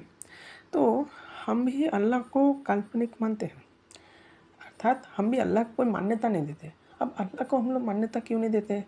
क्योंकि उन लोगों ने अपने कुरान में साफ साफ लिख दिया है कि जो मेरा पूजा नहीं करता, जो मेरे नीचे नहीं झुकता, जो बुत परस्ती करता, उसको मार दो। तो इसलिए हम अल्लाह को काल्पनिक मानते हैं, क्योंकि एक ऐसा ईश्वर है जो कि एक ही धर्म के लोगों को देखता, एक ही मजहब को देखता, बाकी किसी और को नहीं देखता। तो ये ईश्वर नहीं हो सकता, तो हम अल्लाह को ईश्वर नहीं मानते हैं। सिमिलरली जीसस ने कहा, हम जीसस को भी नहीं मानते, ठीक है। ये खुश, ये बात सुनिए हमसे, ठीक है, खुश। अब दूसरा ये उत्तर है कि जब इस्कॉन अल्लाह और जीसस को नहीं मानता, मेरा ये सवाल है कि अगर इस्कॉन मानता तो उसका जो टीचिंग्स है वो भी अपने बुक्स में देता, लेकिन कहीं भी कोई बुक्स में आप प्रमाणित करके दिखाइए कि कहाँ पे हमारा भागवत, श्रीमद् भागवत में कहाँ पे जीसस का जीवनी, अल्लाह का जीवनी, मोहम्मद का जीवनी भरा है। प्रमाणित करके दिखाइए कि कहाँ पे ऐसे लिखा है कि जीसस का जीवनी अल्लाह का जीवनी है, ठीक है। और दूसरा, इस्कॉन अल्लाह और जीसस को ऐसे एक क्यों करके बताते थे। देखिए, मैंने लिखा कि इस्कॉन भी अल्लाह को काल्पनिक मानता है। अगर ऐसा होता तो कुरान का टीचिंग लिखते, है ना, हमारे ही प्रभुपाद जी के बुक में फिर कुरान का टीचिंग रहता है, लेकिन नहीं है। लेकिन श्रीला प्रभुपाद जी और उनके शिष्य बस उनके मुस्लिम और क्रिश्चियन कल्चर को कनेक्ट करके इसलिए बोला ताकि लोग कृष्ण भक्त बन सके। सिंपल, आप लोग अपने हिसाब से ही गलत व्याख्या निकालते हो, कभी पूछो किसी से, सिंपल सी चीज़ है। इस्कॉन भी हार्डकोर ऑर्थोडॉक्स ट्रेडिशनल पार्ट को प्रचार करता है। हम लोग अल्लाह और जीसस, यहोवा को जो भी है उनको हम काल्पनिक मानते हैं, क्योंकि वो ये बोल के गए कि हम सबके लिए नहीं है। लेकिन हम कृष्णा में इसलिए विश्वास करते हैं हम लोग, क्योंकि कृष्णा ने साफ साफ बोला है कि अहम जीव प्रदा पिता, मैं सबका पिता हूँ, मैं सबका पिता हूँ, मैं ही सबका निर्माता हूँ। वो सबको निर्माता बोले, उनकी भक्ति में सब आ सकते हैं, ठीक है। कोई मुस्लिम हो, क्रिश्चियन हो, कोई भी हो, उनके भक्ति में सब आ सकते हैं, उनका भक्ति कोई भी कर सकते हैं। क्योंकि जिस प्रकार एक सूर्य, ऑस्ट्रेलिया का सूर्य, इंडिया का सूर्य अलग नहीं होता, वैसे ही कृष्ण सबके लिए है, ठीक है। हम लोग अल्लाह को काल्पनिक मानते हैं और अल्लाह जीसस को बस कनेक्ट कर दिया क्योंकि लोग कृष्ण भक्त बने, उनको ऑकवर्डनेस ना लगे। बहुत ही सिंपल सा चीज़ है। क्योंकि जब प्रभुपाद जी जब प्रचार करने थे ना पहली बार, आप प्रचार कर रहे थे, जब वो प्रचार करने गए थे तो हिप्पीज़ थे वहाँ पे बहुत सारे, ठीक है, उनको कृष्ण भक्त बनाया। फिर बहुत सारे हिप्पीज़ थे, उनको कृष्ण भक्त बनाया। फिर ऐसे लोग थे जो क्रिश्चियन थे, उनको कृष्ण भक्त बनाया। अब इन लोगों को कृष्ण भक्त कैसे बनाया जाए? क्योंकि हिप्पीज़ लोग भी तो, बहुत सारे ऐसे हिप्पीज़ थे जिन्होंने क्रिश्चियनिटी छोड़ दिया था, बहुत सारे नास्तिक थे, ऐसे तो बहुत सारे क्रिश्चियन थे, क्रिश्चियन बॉर्न फैमिलीज़ में थे, तो उनको कैसे कृष्ण भक्त बनाया? अब अब ऐसा तो नहीं कि आ जाओ कृष्ण भक्त बन जाओ, कृष्ण भक्त बन जाओ, कृष्ण भक्त बन जाओ। उनको कितना ऑकवर्डनेस लगेगा, उनको कितना अजीब लगेगा, ये हम लोग क्या पालन कर रहे हैं, इसका तो कोई कनेक्शन ही नहीं है हमारे से, दूर दूर तक नहीं है कनेक्शन, क्योंकि अमेरिका और इंडिया काफ़ी दूर है। ठीक है, भारत का संस्कृति का उनको कुछ पता नहीं है कि भारत का संस्कृति ऐसा है, भारत का संस्कृति ऐसा है। तो सिंपल सा बस यही चीज़ है कि प्रभुपाद जी ने और उनके शिष्यों ने क्या किया, जब प्रभुपाद जी आए थे सबसे पहले प्रभुपाद जी क्या करते थे कि जस्ट कनेक्ट कर दिया, हल्का सा टेम्परली, बहुत इंपॉर्टेंट वर्ड है, टेम्परली के लिए कनेक्ट कर दिया।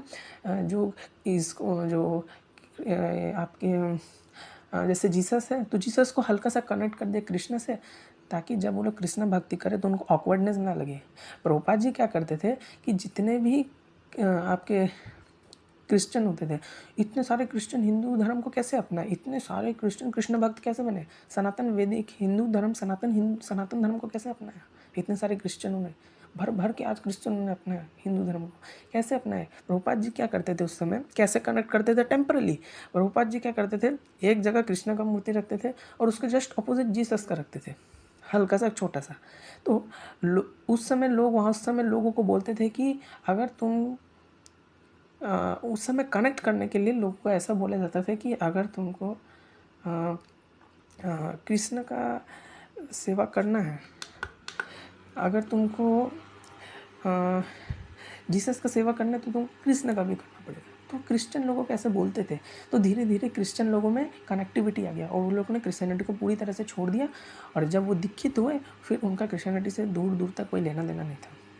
तो आपको समझ आया कि इसको ऐसे क्यों किया था, कि हल्का सा कनेक्ट कर दिया था, जस्ट कनेक्ट कर दिया 1 और 2, मतलब ऐसे कनेक्ट कर दिया, एक संस्कृति से दूसरा जो मजहब है जो भी, उसको हल्का सा कनेक्ट कर देता है टेम्पररी के लिए, ताकि वो जब हिंदू धर्म को जाने तो ऑकवर्डनेस ना लगे, वो ये समझ के करे हाँ ये कनेक्टेड है कुछ ना कुछ।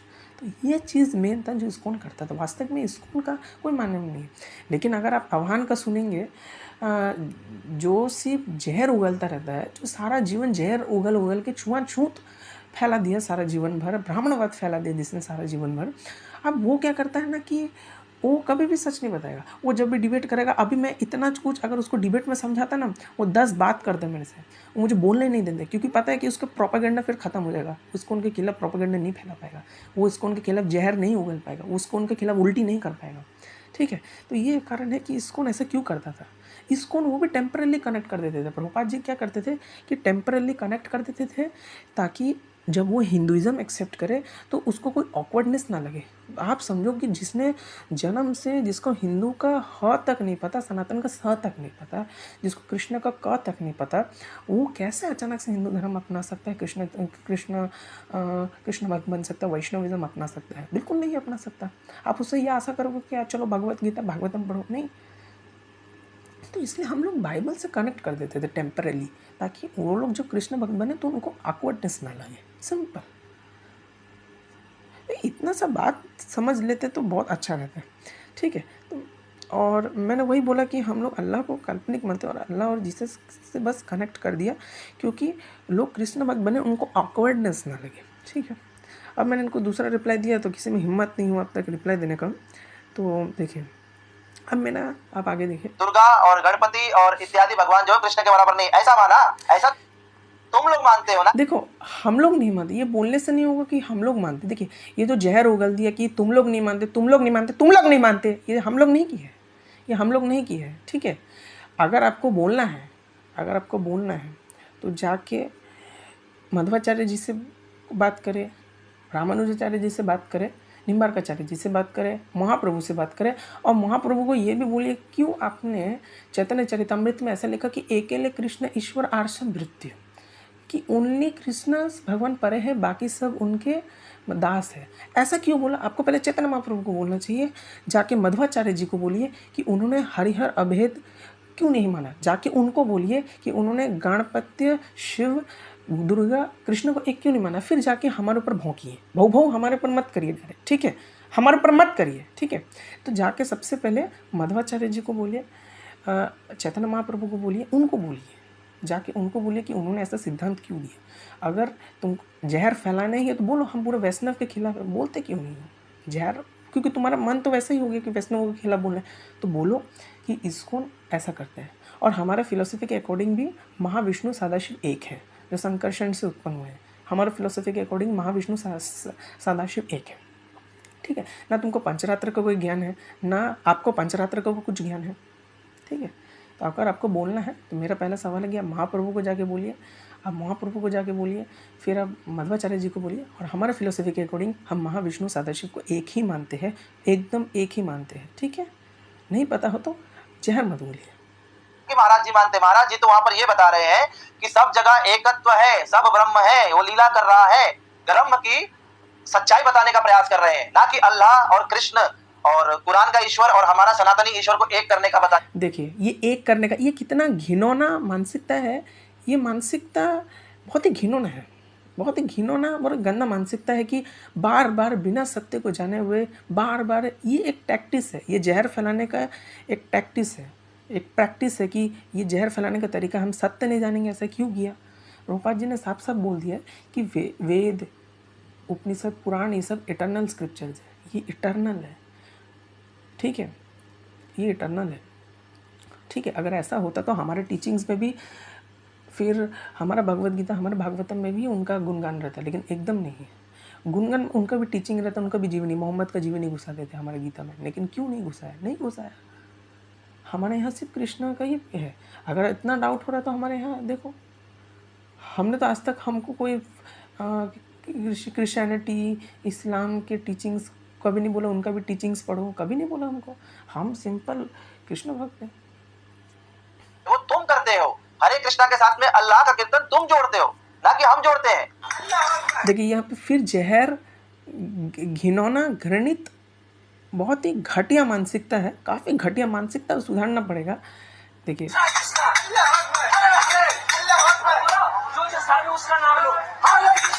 हरे कृष्णा के साथ में अल्लाह का कीर्तन तुम जोड़ते हो, ना कि हम जोड़ते हैं।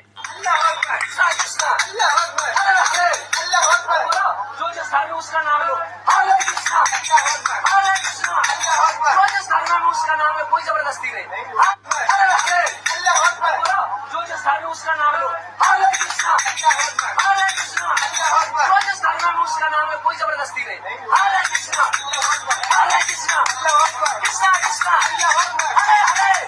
तो आपने देखा कि ऐसे भक्त क्यों कर रहे हैं। देखिए इनको ना कोई ज्ञान नहीं है, ठीक है, इनको कोई ज्ञान नहीं है। देखिए मैं आपको समझाता हूँ कि ऐसा क्यों है। देखिए यहाँ पर वो जो भक्त है सिर्फ हरे कृष्ण ही बोल रहे हैं। उनका भाव ये है कि उसके कल्चर को, हमारे जो सनातन संस्कृति है, जो सनातन संस्कृति, जो अल्टीमेट संस्कृति है हमारा, उससे कनेक्ट कर रहे हैं टेम्परली, ताकि वो हरे कृष्ण बोल दे। क्योंकि अगर कोई मलेच्छ भी भगवान का नाम बोल देते हैं तो उसका उद्धार होगा। इस मामले में स्वीकृति देते हैं, स्वीकृति, अज्ञात स्वीकृति। कभी आपने कभी कुछ ऐसा पढ़ा है कि अज्ञात स्वीकृति क्या होता है? पढ़ा है ना शिवांश जैसा छुआछूत करना, ब्राह्मण आलाप नहीं आता है। अज्ञात स्वीकृति देते हैं कि वो एटलीस्ट मुस्लिम कृष्ण कीर्तन में ताली तो बजा रहा है। कृष्ण बहुत मर्सीफुल है, कृष्ण बहुत मर्सीफुल है। क्या कभी चैतन्य महाप्रभु का जगह माधव वाला लीला नहीं पढ़ा कि कैसे, मतलब आप समझिए कि उनके नित्यानंद प्रभु के सिर में हांडी से जोर से मारा, लेकिन महाप्रभु ने फिर भी ब्लेसिंग दे दिया। नित्यानंद प्रभु ने क्यों उनको मर्सी दिया? क्यों जगह माधव को उस समय नहीं मार दिया था? क्यों मर्सी दिया? अगर तुम्हारा ब्राह्मणवाद सोच रखते तो फिर मार देना चाहिए था, इसका मतलब इग्नोर करना चाहिए। लेकिन ये वैष्णविज्म है, ये ब्राह्मणवाद छुआछूत वाला, ये छुआछूत ब्राह्मण वाला ये नहीं है कि हम सिर्फ छुआछूत ब्राह्मणवाद फैलाएंगे, ठीक है। तो अज्ञात स्वीकृति देते हैं कि एटलीस्ट वो मुस्लिम कृष्ण कीर्तन में ताली तो बजा रहा है, तो उसको अज्ञात स्वीकृति मिलेगा। दैट्स इट ओनली, ठीक है। समझ में नहीं आता कि आपको अपने हिसाब से कुछ भी बोल देना, कुछ भी जहर उगलना है, ठीक है। आप देखिए कि वहाँ पर वो भक्त जोर से कीर्तन गा रहे हैं ताकि उसके कान में जाए। वो भक्त अल्लाहू अकबर नहीं बोल रहा है। अगर कोई भी मलेच्छ कृष्ण कथा का नाम तक अनजाने में लेता है या उससे कोई भी संबंधित कोई भी छोटा से छोटा एक्टिविटी कर रहा है, तो उसका मतलब अच्छा गति पक्का है, ठीक है। तो उसका चेतना का शुद्धिकरण होगा, ठीक है। तो नवदा भक्ति पढ़े हैं ना, तो उसमें पहले क्या आता है? श्रवणम। अगर नहीं पता तो हम बताते हैं, श्रवणम। ठीक है। भगवत गीता में कभी श्लोक पढ़े हैं? आपकी अगर कोई कितना भी पापी या दूसरा हो तो भी अगर भगवान के शरण में जाए तो उसका सारा पाप नष्ट हो जाता है। ये 9वें अध्याय में लिखा हुआ है कि कोई कितना भी अधर्मी हो, कोई कितना भी घिनौना से घिनौना काम क्यों नहीं किया हो, अब बस वो एक बार भगवान का श्रवणम करने लग जाए, एक बार भगवान के शरण में लग जाए तो वो भी फिर आपका सारा पाप उसका नष्ट हो जाता है क्षण में। क्या पढ़े हो? सिर्फ छुआछूत करने, ब्राह्मणवाद आता है, संन्यास का अधिकार ब्राह्मणों को ही रखा है। ठीक है, संन्यास का अधिकार ब्राह्मणों को। पहले आप अपने शिवांश जी को बोलिए कि वाराणसी में दलितों के साथ आज भी छुआछूत होता है, और ये बिल्कुल सच है। आज भी दलित लोगों के साथ वहाँ पे छुआछूत होता है, आज भी वहाँ पे दलित लोगों के साथ छुआछूत होता है। ठीक है, वहाँ पे फिर उन लोगों को धंधा नहीं करने दिया जाता, आज भी वो लोग अलग से रहते हैं। कितने सारे दलित वाराणसी से कन्वर्ट हुए हैं। ठीक है, तो जब 400 साल पहले दलितों के साथ छुआछूत भयानक होता था तो आपके शंकराचार्य जी उस समय वहाँ क्यों नहीं छुआछूत रोके? क्यों नहीं उनको समझाया कि ये वर्ण व्यवस्था है? क्यों नहीं समझाया कि आपके साथ छुआछूत नहीं हो रहा है? जब उनके पीछे हांडी और झाड़ू बांध दिया जाता, आज भी ऐसा होता है, उनके पीछे हांडी और झाड़ू बांध दिया जाता था, तो क्यों कोई नहीं बोलता था जाके? क्यों नहीं समझाया कि ये गलत है? नहीं, वर्ण व्यवस्था के पीछे क्या है, तो आप लोग क्यों नहीं समझाए? क्यों आप लोग अपने मठ में बैठ के रह गए? ठीक है, ये मेरा सवाल सुनो। ठीक है, तुम लोग जैसे सवाल आप लोग करते हो ना तीखा तीखा, हम भी तीखा तीखा सवाल करेंगे। ठीक है, तो फिर क्यों नहीं समझाया? जब अंबेडकर के साथ छुआछूत होता था तो आप लोग कहाँ चले जाते थे? छुआछूत को रोका क्यों नहीं उस समय? तब आप लोग कहाँ पर थे? तब आप लोग अंबेडकर को हिंदू धर्म की वर्ण व्यवस्था के बारे में क्यों नहीं समझाए? क्यों नहीं अंबेडकर को समझा देते तो आज नवबौद्ध भीमटा जैसे बीमारी आता ही नहीं भारत में, जो इतना प्रोपेगेंडा फैला रहे हैं। आज कितना प्रोपेगेंडा वो लोग फैला रहे हैं। ठीक है, तो कहाँ चले गए थे, कहाँ चले गए थे, कहाँ चले गए थे? अब ये भी मत बोलना कि ब्रिटिशर के समय से कास्टिज़म होना शुरू हुआ। ब्रिटिशर से पहले भी कास्टिज़म होता था। ठीक है, उससे भी पहले कास्टिज़म होता था। ठीक है, उस समय कहाँ चले गए थे, कहाँ चले गए थे, कहाँ चले गए थे? और आज भी वाराणसी में कि बहुत सारे दलित मुस्लिम धर्म अपना है और बहुत सारे दलित हिंदू को छोड़ के नास्तिक बन गए। बहुत सारे ऐसे दलित हैं, और वाराणसी में भी ऐसे बहुत सारे केसेस आए कि बहुत सारे दलित कन्वर्ट हो गए। तो आपके शिवांश जी उस समय क्यों नहीं प्रचार कर रहे थे? ठीक है, अब दूसरा मैं ये दे रहा हूँ कि ऐसा भक्त क्यों कर रहे हैं। देखो, पहले जाते तो ये जहर उगलना और घटिया देखिए, जो बहुत ही घटिया मानसिकता से नहीं बोलना चाहिए। जब तक कुछ नहीं पता तो हमको नहीं बोलना चाहिए। देखिए, तो यहाँ पे जो भक्त है वो अच्छे से कीर्तन कर रहे हैं, और वो एक बार भी किसी भी बाहरी मतलब भगवान का बाहरी उन लोगों को जो खुदा है उसका नाम नहीं लिया। देखिए, तो मैं आज कीर्तन का ग्लोरी बताता हूँ, लेकिन इनको आता है कि नहीं वो नहीं पता था। पृथ्वी के गर्भ में विराजमान राजा ने अपने झूठे निर्णय के लिए निंदा की और उसके गहरे पश्चाताप का अनुभव किया और उन महान ऋषियों को आदर दिया। मन ही मन उसने भगवान के 3 अक्षरों और वाले मंत्र को जाप किया। तो क्यों जाप किया? क्योंकि उसको पता है कि सभी पाप का नष्ट कर लेते, भगवान सारे पापों को हर लेते हैं। तो इस स्कंद पुराण का 2.9.7.1 है। दूसरा मैं आपको दिखाता हूँ कि जो व्यक्ति सदा विष्णु की उपासना में लीन रहता है वह समस्त ब्रह्मांड को धारण पोषित करता है, हरि जल स्वरूप में विराजमान है। ठीक है, और ये भी देखिए विशेष रूप से दुख कष्ट आदि नष्ट हो जाते हैं। अनाज और अनाज जल से उत्पन्न, जिससे फिर संसार को तृप्ति मिलती है। तो अब देखिए यहाँ पे साफ साफ लिखा है कि अगेन कि जो भी हल्का सा भगवान का हल्का सा भी करेगा उसको समस्त दुख कष्ट दूर हो जाता है। ये 6.1.2 39.5 से 7 स्कंद पुराण का है। मैं आपको आज भागवत पुराण से दिखाता हूँ। तो भागवत पुराण में देखिए ये विष्णु पुराण है। तो विष्णु पुराण में 6.2 अध्याय, विष्णु पुराण का 6वां अंश का दूसरा अध्याय है। तो उसमें देखिए क्या लिखा है, जो फल सतोगुण में ध्यान, त्रेता में यज्ञ और द्वापर में देवा अर्चन करने से प्राप्त होता था, वही कलयुग में श्री कृष्णचंद्र का नाम संकीर्तन करने से मिल जाता है। हे धर्मज्ञ, कलयुग में थोड़े से परिश्रम में पुरुष को महान धर्म की प्राप्ति हो जाती है, इसलिए मैं कलयुग में श्रेष्ठ बता रहा हूँ। ये देखिए विष्णु पुराण 6.2 कीर्तन का महिमा। तो आपको कीर्तन का जब महिमा ही नहीं पता, क्योंकि आपका मेंटेलिटी क्या है ना कि हम ठहरे ब्राह्मण, हम छुआछूत मानेंगे, हम सारा जीवन मठ में बैठ जाएंगे, हम अपना मठ, हम ना जगह को कभी छोड़ के कहीं जाएंगे नहीं। तो आप वैष्णविज्म को मत बोलो कि वैष्णव लोग क्या करें।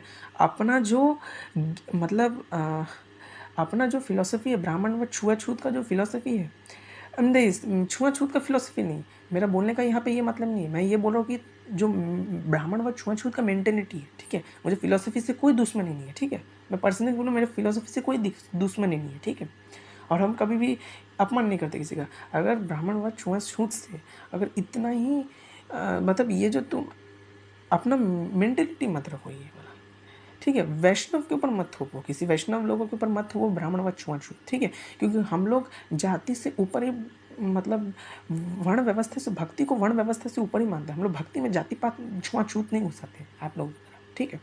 तो वैष्णव लोगों को मत, अगर इतना ही करना है तो हमारे आचार्य को बोलो, पूर्व आचार्य को बोलो, उनको करेक्ट करने बोलो, ठीक है। अगर उनसे कुछ भूल हो गया तो मुझे नहीं पता, वो जैसा बोलो हम वैसा कर रहे हैं, ठीक है।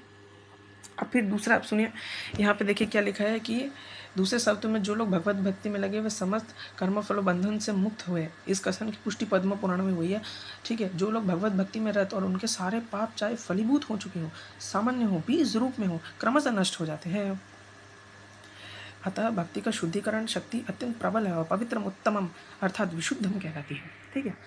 ये वर्ष मुझे नहीं पता, लेकिन ऑब्वियसली ऐसा आचार्य के द्वारा दिया गया तो प्रामाणिक ही है, ठीक है। वर्ष देखिए, फिर दूसरा देखिए, ये श्लोक में बोला था कि अपि चेतसु दुराचरो भजते माम अन्यन्य भक् साधुरेव च मंतव्यः संगम्यवसितो हि सः। तो यहाँ पे क्या लिखा, यदि कोई जघन्य से जघन्य कर्म करता है, यदि वह भक्ति में रहता है तो उसे साधु मानना चाहिए, क्योंकि वो अपने संकल्प में अडिग रहता है। देखिए साफ साफ बोला गया है, ठीक है, कि अगर कोई जघन्य से जघन्य कर्म भी करने के लगे लेकिन वो भक्ति में रत हो जाता है तो उसको साधु मानना चाहिए।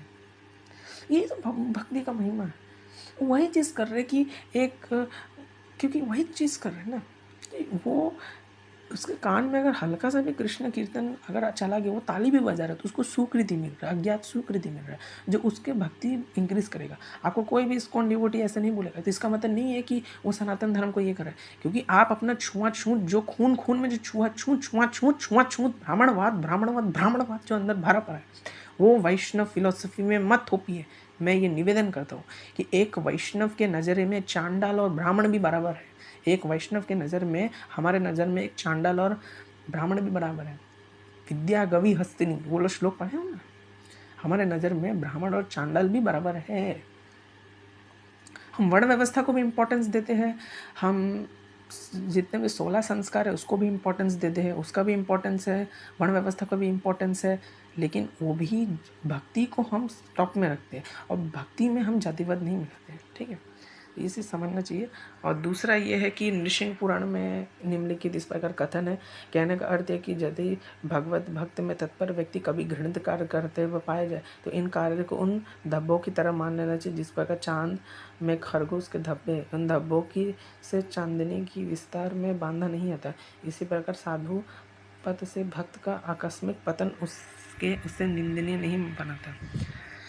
ये है श्रीमद् भागवत पुराण का। इससे पहले मैं ये वाला पढ़ देता हूँ कि श्रीमद् भागवत पुराण का 2.4.18 यहाँ पे क्या लिखा, किरात, हुण, आंध्र, पुलिंद, पुलकर, आभीर, कंग, यौवन और खस आदि नीच जातियाँ तथा दूसरे पापी जिनके शरणागति भक्तों के शरण ग्रहण करने वाले हैं वो पवित्र हो जाते हैं उन सर्वशक्तिमान भगवान को बार बार नमस्कार करने से, जस्ट नमस्कार करने से। तो अगर वो मुस्लिम जो मलेच्छ है, अगर वो कोई भी मलेच्छ, कोई भी हो मुस्लिम, अगर वो भगवान को हल्का सा नमस्कार करता है, उनका कीर्तन सुनता है, हल्का सा कुछ भी करे, एटलीस्ट अगर वो भगवान का नाम भी नहीं ले रहा, अगर भगवान के कीर्तन में भी ताली बजा रहा है, क्योंकि वो कुछ तो कर रहा है ना, कृष्ण से रिलेटेड, भगवान से रिलेटेड, तो उसका सुकृति निश्चित, उसको सुकृति मिलता है। ऐसे सुकृति मिलते मिलते धीरे धीरे भक्त बन जाता है। आपको कुछ पता है कि इंसान भक्त कैसे बनता है, भक्त क्यों बनता है?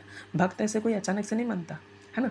वासुदेव सर्वमिति सह महात्मा सुदुर्लभ, वो दुर्लभ है, सुदुर्लभ है, ठीक है। अब देखिए ये श्रीमद् भागवत पुराण का 6 स्कंद का 3 अध्याय, ठीक है। ना कुछ पता है, बिना हाथ पैर का बात करना है, हर जगह छुआछूत ब्राह्मणवाद फैलाना हर जगह। अगर यही मेंटालिटी रखे तो फिर देख लीजिए। तो यहाँ पे क्या लिखा है कि देखिए, इंद्रिय, मन और प्राण, हृदय या वाणी आदि किसी में सात के द्वारा नहीं जाना जा सकता। हे प्रभु,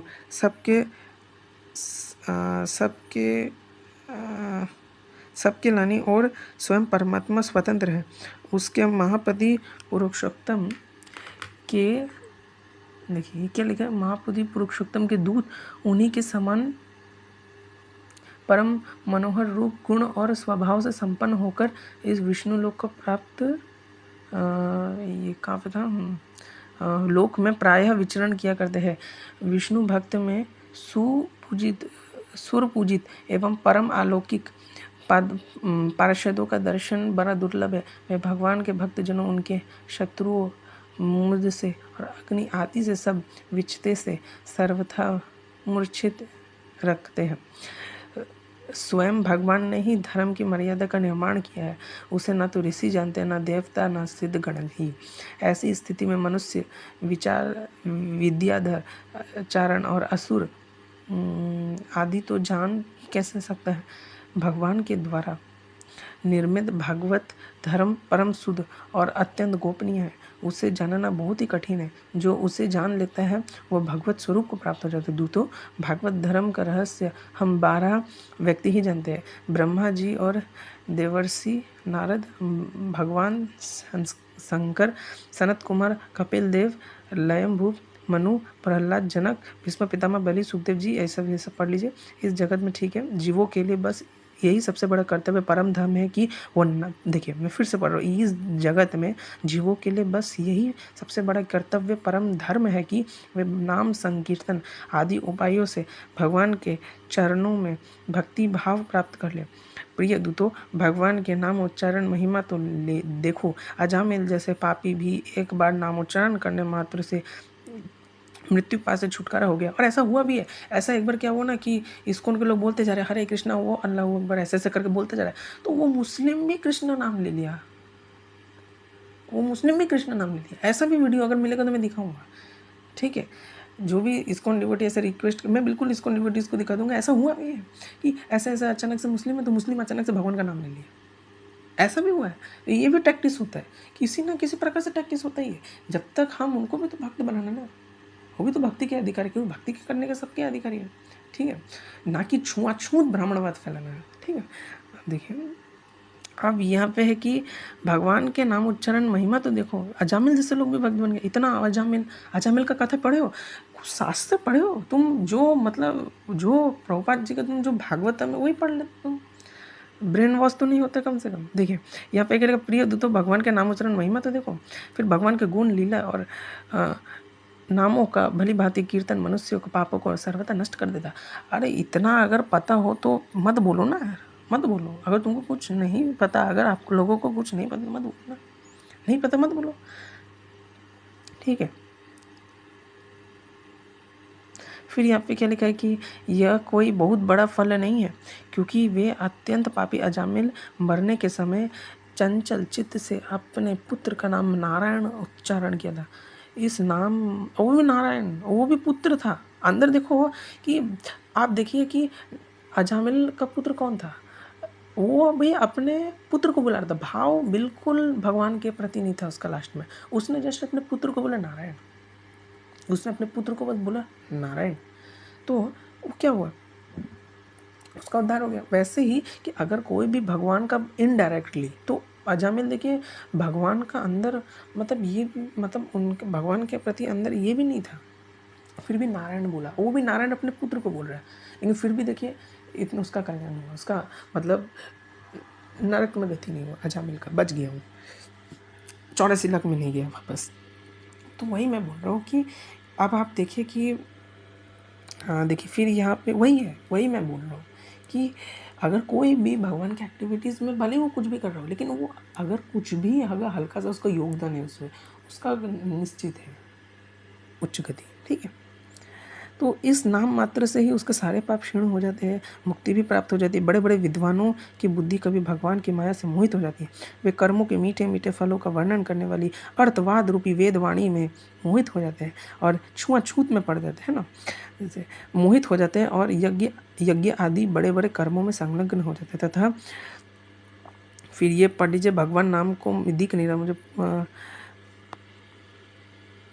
सुगम अति सुगम भगवान की महिमा को नहीं जानते, वो कितने खेद की बात है। प्रिय दूरो, बुद्धिमान पुरुष ऐसा विचार करे और भगवान के अनंत में दूसरे अंतकरण में अपना भक्ति भाव स्थापित करते हैं, वे मेरे दंड के पात्र नहीं है। पहली बात तो वह है कि ये पाप करते ही नहीं, परंतु यदि कदाचित संयोगवश कोई पाप बन भी जाए तो उसे भगवान गुण मात्र तत्काल नष्ट कर देते हैं। तो तुम क्या पढ़े हो, क्या पढ़े हो तुम? पहले ये बोलो, तुमने क्या पढ़े हो? तुम बोलते हो कि हम लोग ऐसे कीर्तन करें, तुम कुछ पढ़े भी हो? तो अज्ञात सुकृति कुछ पता भी है? अज्ञात सुकृति क्या होता है, भगवान का कीर्तन का महिमा क्या होता है, कि कीर्तन का महिमा अजामिल कथा कुछ पढ़े हो ना? बिना हाथ पैर नफरत ब्राह्मण व छुआछूत वाला मानसिकता से ही तुमको बस अपना फिलॉसफी दूसरे के ऊपर थोपना है, अपना फिलॉसफी दूसरे के ऊपर थोपना है, ना कुछ पढ़े हो। भगवान की सदा उनकी सदा रक्षा करनी चाहते हैं, उनके पास तुम लोग कभी भूल कर भी मत फटकना। उन्हें दंड देने की सामर्थ्य ना हम में है ना काल में ही। बड़े बड़े परमहंस दिव्य रस के लोभ से संपूर्ण जगत और शरीर आदि से अपने अपने अहंता हटाकर, अब आप ये पढ़ लीजिएगा पूरा, ठीक है। जो भी भगवान के नामों और गुणों का उच्चारण नहीं करता और जिनका सिर एक बार भगवान श्री कृष्ण के चरणों में नहीं झुकता, उन भगवत स्वरूप मुख पापियों को ही मेरे पास लाया करो, ठीक है। मेरे दूतों ने भगवान के पार्षदों का अपराध करके स्वयं भगवान का ही तिरस्कार किया, यह मेरा भी अपराध है, ठीक है। आप ये पूरे पुराण पुरुष भगवान नारायण हम लोगों का यह अपराध क्षमा करें। हम अज्ञानी होने पर भी आपने ये पढ़ लीजिए, दिखाई नहीं दे रहा, आप ऐसे भगवान का महिमा पढ़ लीजिए, ठीक है। तो इसलिए तुम समझ लो कि बड़े पापों का सर्वोत्तम अंतिम पाप वासनाओं को भी निर्मूल कर डालने वाले प्रायश्चित वही केवल भगवान के गुणों और लीला और नाम कीर्तन किया जा सकता है। देखो ना कुछ पता है, बस छुआछूत जातिवाद ब्राह्मणवाद, छुआछूत जातिवाद ब्राह्मणवाद फैलाना है, ना कुछ पता है, सिर्फ जहर उगलना है। तो यहाँ पे बस वही हो रहा है, यहाँ पे वही हो रहा है। अरे भाई, अगर कल्याण कैसे करेंगे? भगवान ने तो सबको बोला है कि सब मेरा भक्त बन सकता है, ऐसा तो नहीं बोला कि मुस्लिम भक्त नहीं बन सकता, ईसाई भक्त नहीं बन सकता।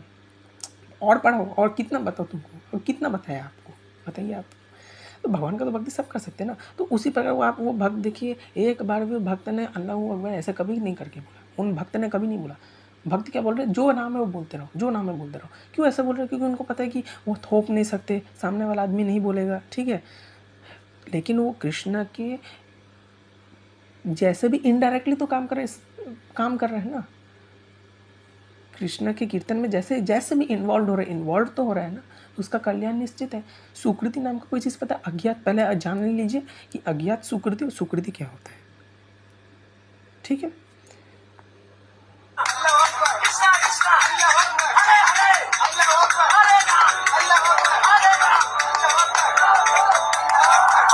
पहले जाकर के समझ, क्या तूने जाकर के प्रेमानंद जी महाराज से पूछा था कि आप जो कह रहे हो उसमें मुझे कुछ तो अलग लग रहा है, तो आप जो कह रहे घिनौना मानसिकता है और कितना घटिया मानसिकता से, देखिए कितना घटिया मानसिकता है। ना कुछ सिद्धांत पता है, ना कोई शास्त्र का ज्ञान पता है, बस अपना घटिया मानसिकता दूसरों को थोपना है, ठीक है।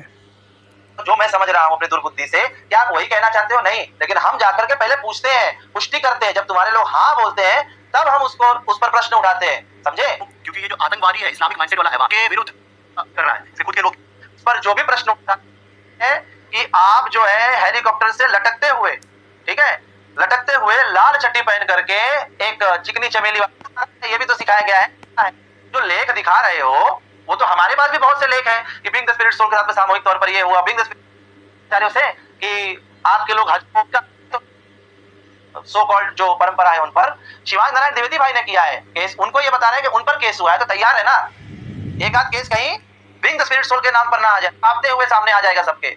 देखो अगले एतवार को, आने वाला जो एतवार है उसमें जय श्री राम, मानव संपूर्ण लोगों को अंबा भस्म कर देंगी। तो ठीक है, तब तक सभी को हरे कृष्णा, राधे राधे। और दूसरा, गौ रक्षा पे भी आंदोलन था कि उस पर भी आक्षेप लगा था गौ रक्षा का, ये भी सुन लीजिए। क्यों नहीं कह रहे हो कि गौ हत्या बंद करो, हम सब साथ में हैं? क्यों गौ हत्या पर आवाज नहीं उठा रहे हो? इतने बड़े सनातनी हो, भगवान कृष्ण के बहुत बड़े भक्त बनते हो ना, तो भगवान देखिए कितना फिर ये जातिवादी छुआछूत मानसिकता से, कितना जहरीला मानसिकता से कितना घिनौना मानसिकता से फिर हमारे ऊपर आक्षेप उठाया जा रहा है कि हम लोग क्यों नहीं गाय की रक्षा करते हैं। देखिए इवन बंगाल में कितना हिंदू लोग, हम बंगाल में रहते हैं, कितना हिंदू लोग गाय, हिंदू होकर भी गाय मुस्लिम को दे देता है। लेकिन इस्कॉन मायापुर में कितने लोग गाय इस्कॉन को देते हैं, बूढ़ी बूढ़ी गाय वहाँ पे रहती है इस्कॉन में। और इस्कॉन मुर्शिदाबाद जैसे एरिया में रह के, जिस मुर्शिदाबाद में बीफ बिरयानी मिलता है, जिस ये मुर्शिदाबाद का एरिया इतना ख़राब हो गया था वेस्ट बंगाल का सिचुएशन, वहाँ पे जाके इस्कॉन कीर्तन करता था, वहाँ पे गौ रक्षा करता था, इतना कुछ करता था इस्कॉन। ये नहीं थी, मतलब जो चीज़ अगर कोई कुछ बोल नहीं रहा, जो चीज़ अगर कोई दिखा नहीं रहा, उसका मतलब नहीं है उसके प्रति कोई एक्टिव नहीं है, ठीक है। ज़्यादा एक्सेप्ट करने का एम नहीं है, फालतू कोई बात कर रहा है कुछ भी, ठीक है। तब तक लास्ट में मैं एक ही चीज़ बोलना चाहूँगा,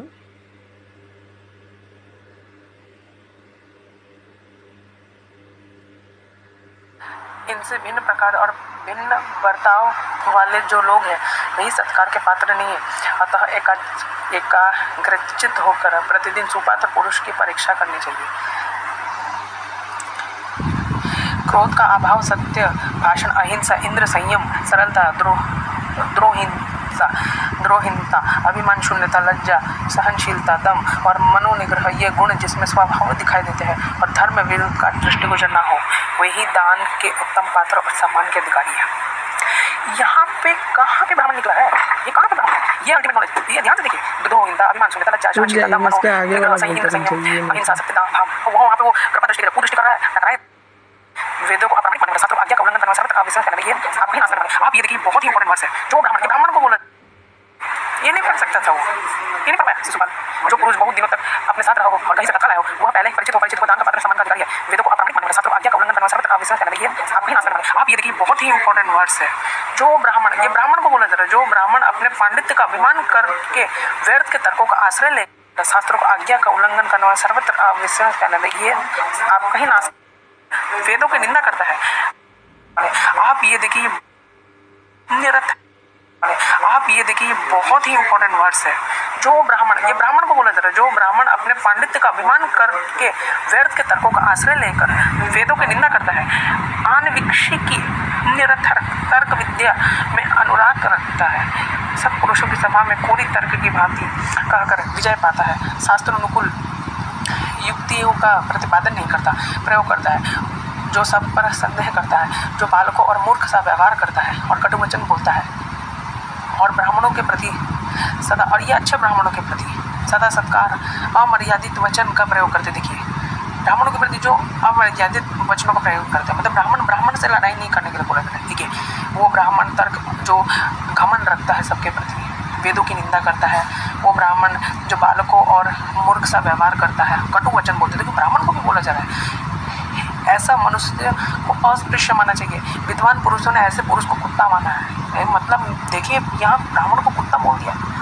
ये नहीं पढ़ेंगे, वो कभी ये सब नहीं पढ़ेंगे, लोगों को कभी ये सब पढ़ के नहीं बोलेंगे। ये जो ब्राह्मण अपने पांडित्य का अभिमान करके, देखिए पांडित्य का अभिमान करके ये बोलते हैं कि वो ब्राह्मण अपने पांडित्य का खूब अभिमानी लोग होते थे, उनको खूब ही अभिमानी बताया गया था करके व्यर्थ के तर्क का आश्रय लेकर वेदों की निंदा करते थे, अनविक्षिकी निरर्थक तर्क के अनुराग रखता था, सब पुरुषों की सभा में कोई तर्क की भांति का करते शास्त्र अनुकूल व्यक्तियों का प्रतिपादन नहीं करता। देखिए शास्त्र अनुकूल व्यक्तियों का प्रतिपादन नहीं करता था। देखिए पढ़ना चाहिए। फिर जो हल्ला मचाता है, ब्राह्मणों के प्रति सदा अतिवाद का प्रयोग करता है, जो सब पर संदेह करता है, जो बालक मूर्खों सा व्यवहार करता है, कटु वचन बोलता है। देखिए ब्राह्मण को कटु वचन बोलने से माना गया, ऐसे मनुष्य को अस्पृश्य माना गया। देखिए ऐसे लोगों को अस्पृश्य माना गया है, ये नहीं बोलेंगे, ये कभी नहीं बोलेंगे। वो विद्वान पुरुष ने ऐसे पुरुष को कुत्ता माना है। देखो ये ब्राह्मण कुत्ता माना है, तो ब्राह्मण कुत्ता निकट आ जाता है। उसी प्रकार वो बहस करके और शास्त्रों का खंडन करने के लिए इधर उधर दौड़ता फिरता है। ऐसा व्यक्ति दान का पात्र नहीं है, ये देखिए। तो उसी प्रकार वो बहस करते हैं और शास्त्रों का खंडन करने के लिए इधर उधर दौड़ता फिरता है। ठीक है, जैसे कुत्ता भूखने और काटने के लिए निकट आता है। तो अब देख लीजिए, साफ साफ यहाँ पे है। ठीक है, महाभारत है, महाभारत का प्रमाण है। अगर देखना है किसी को ये वर्ष अगर पूरा पढ़ना है चैप्टर, तो मैं इससे निवेदन करूँगा इसका स्क्रीनशॉट ले, ChatGPT में बोले, ChatGPT रेफरेंस दे देगा इसका संस्कृत श्लोक देख के। ठीक है, मैं रेफरेंस अगर हो तो मैं भेज दूँगा। और एक और बात जो हमारे पर ये आक्षेप लगा, मैं सबको अच्छे से एक्सप्लेन किया जितना हो सके। ठीक है।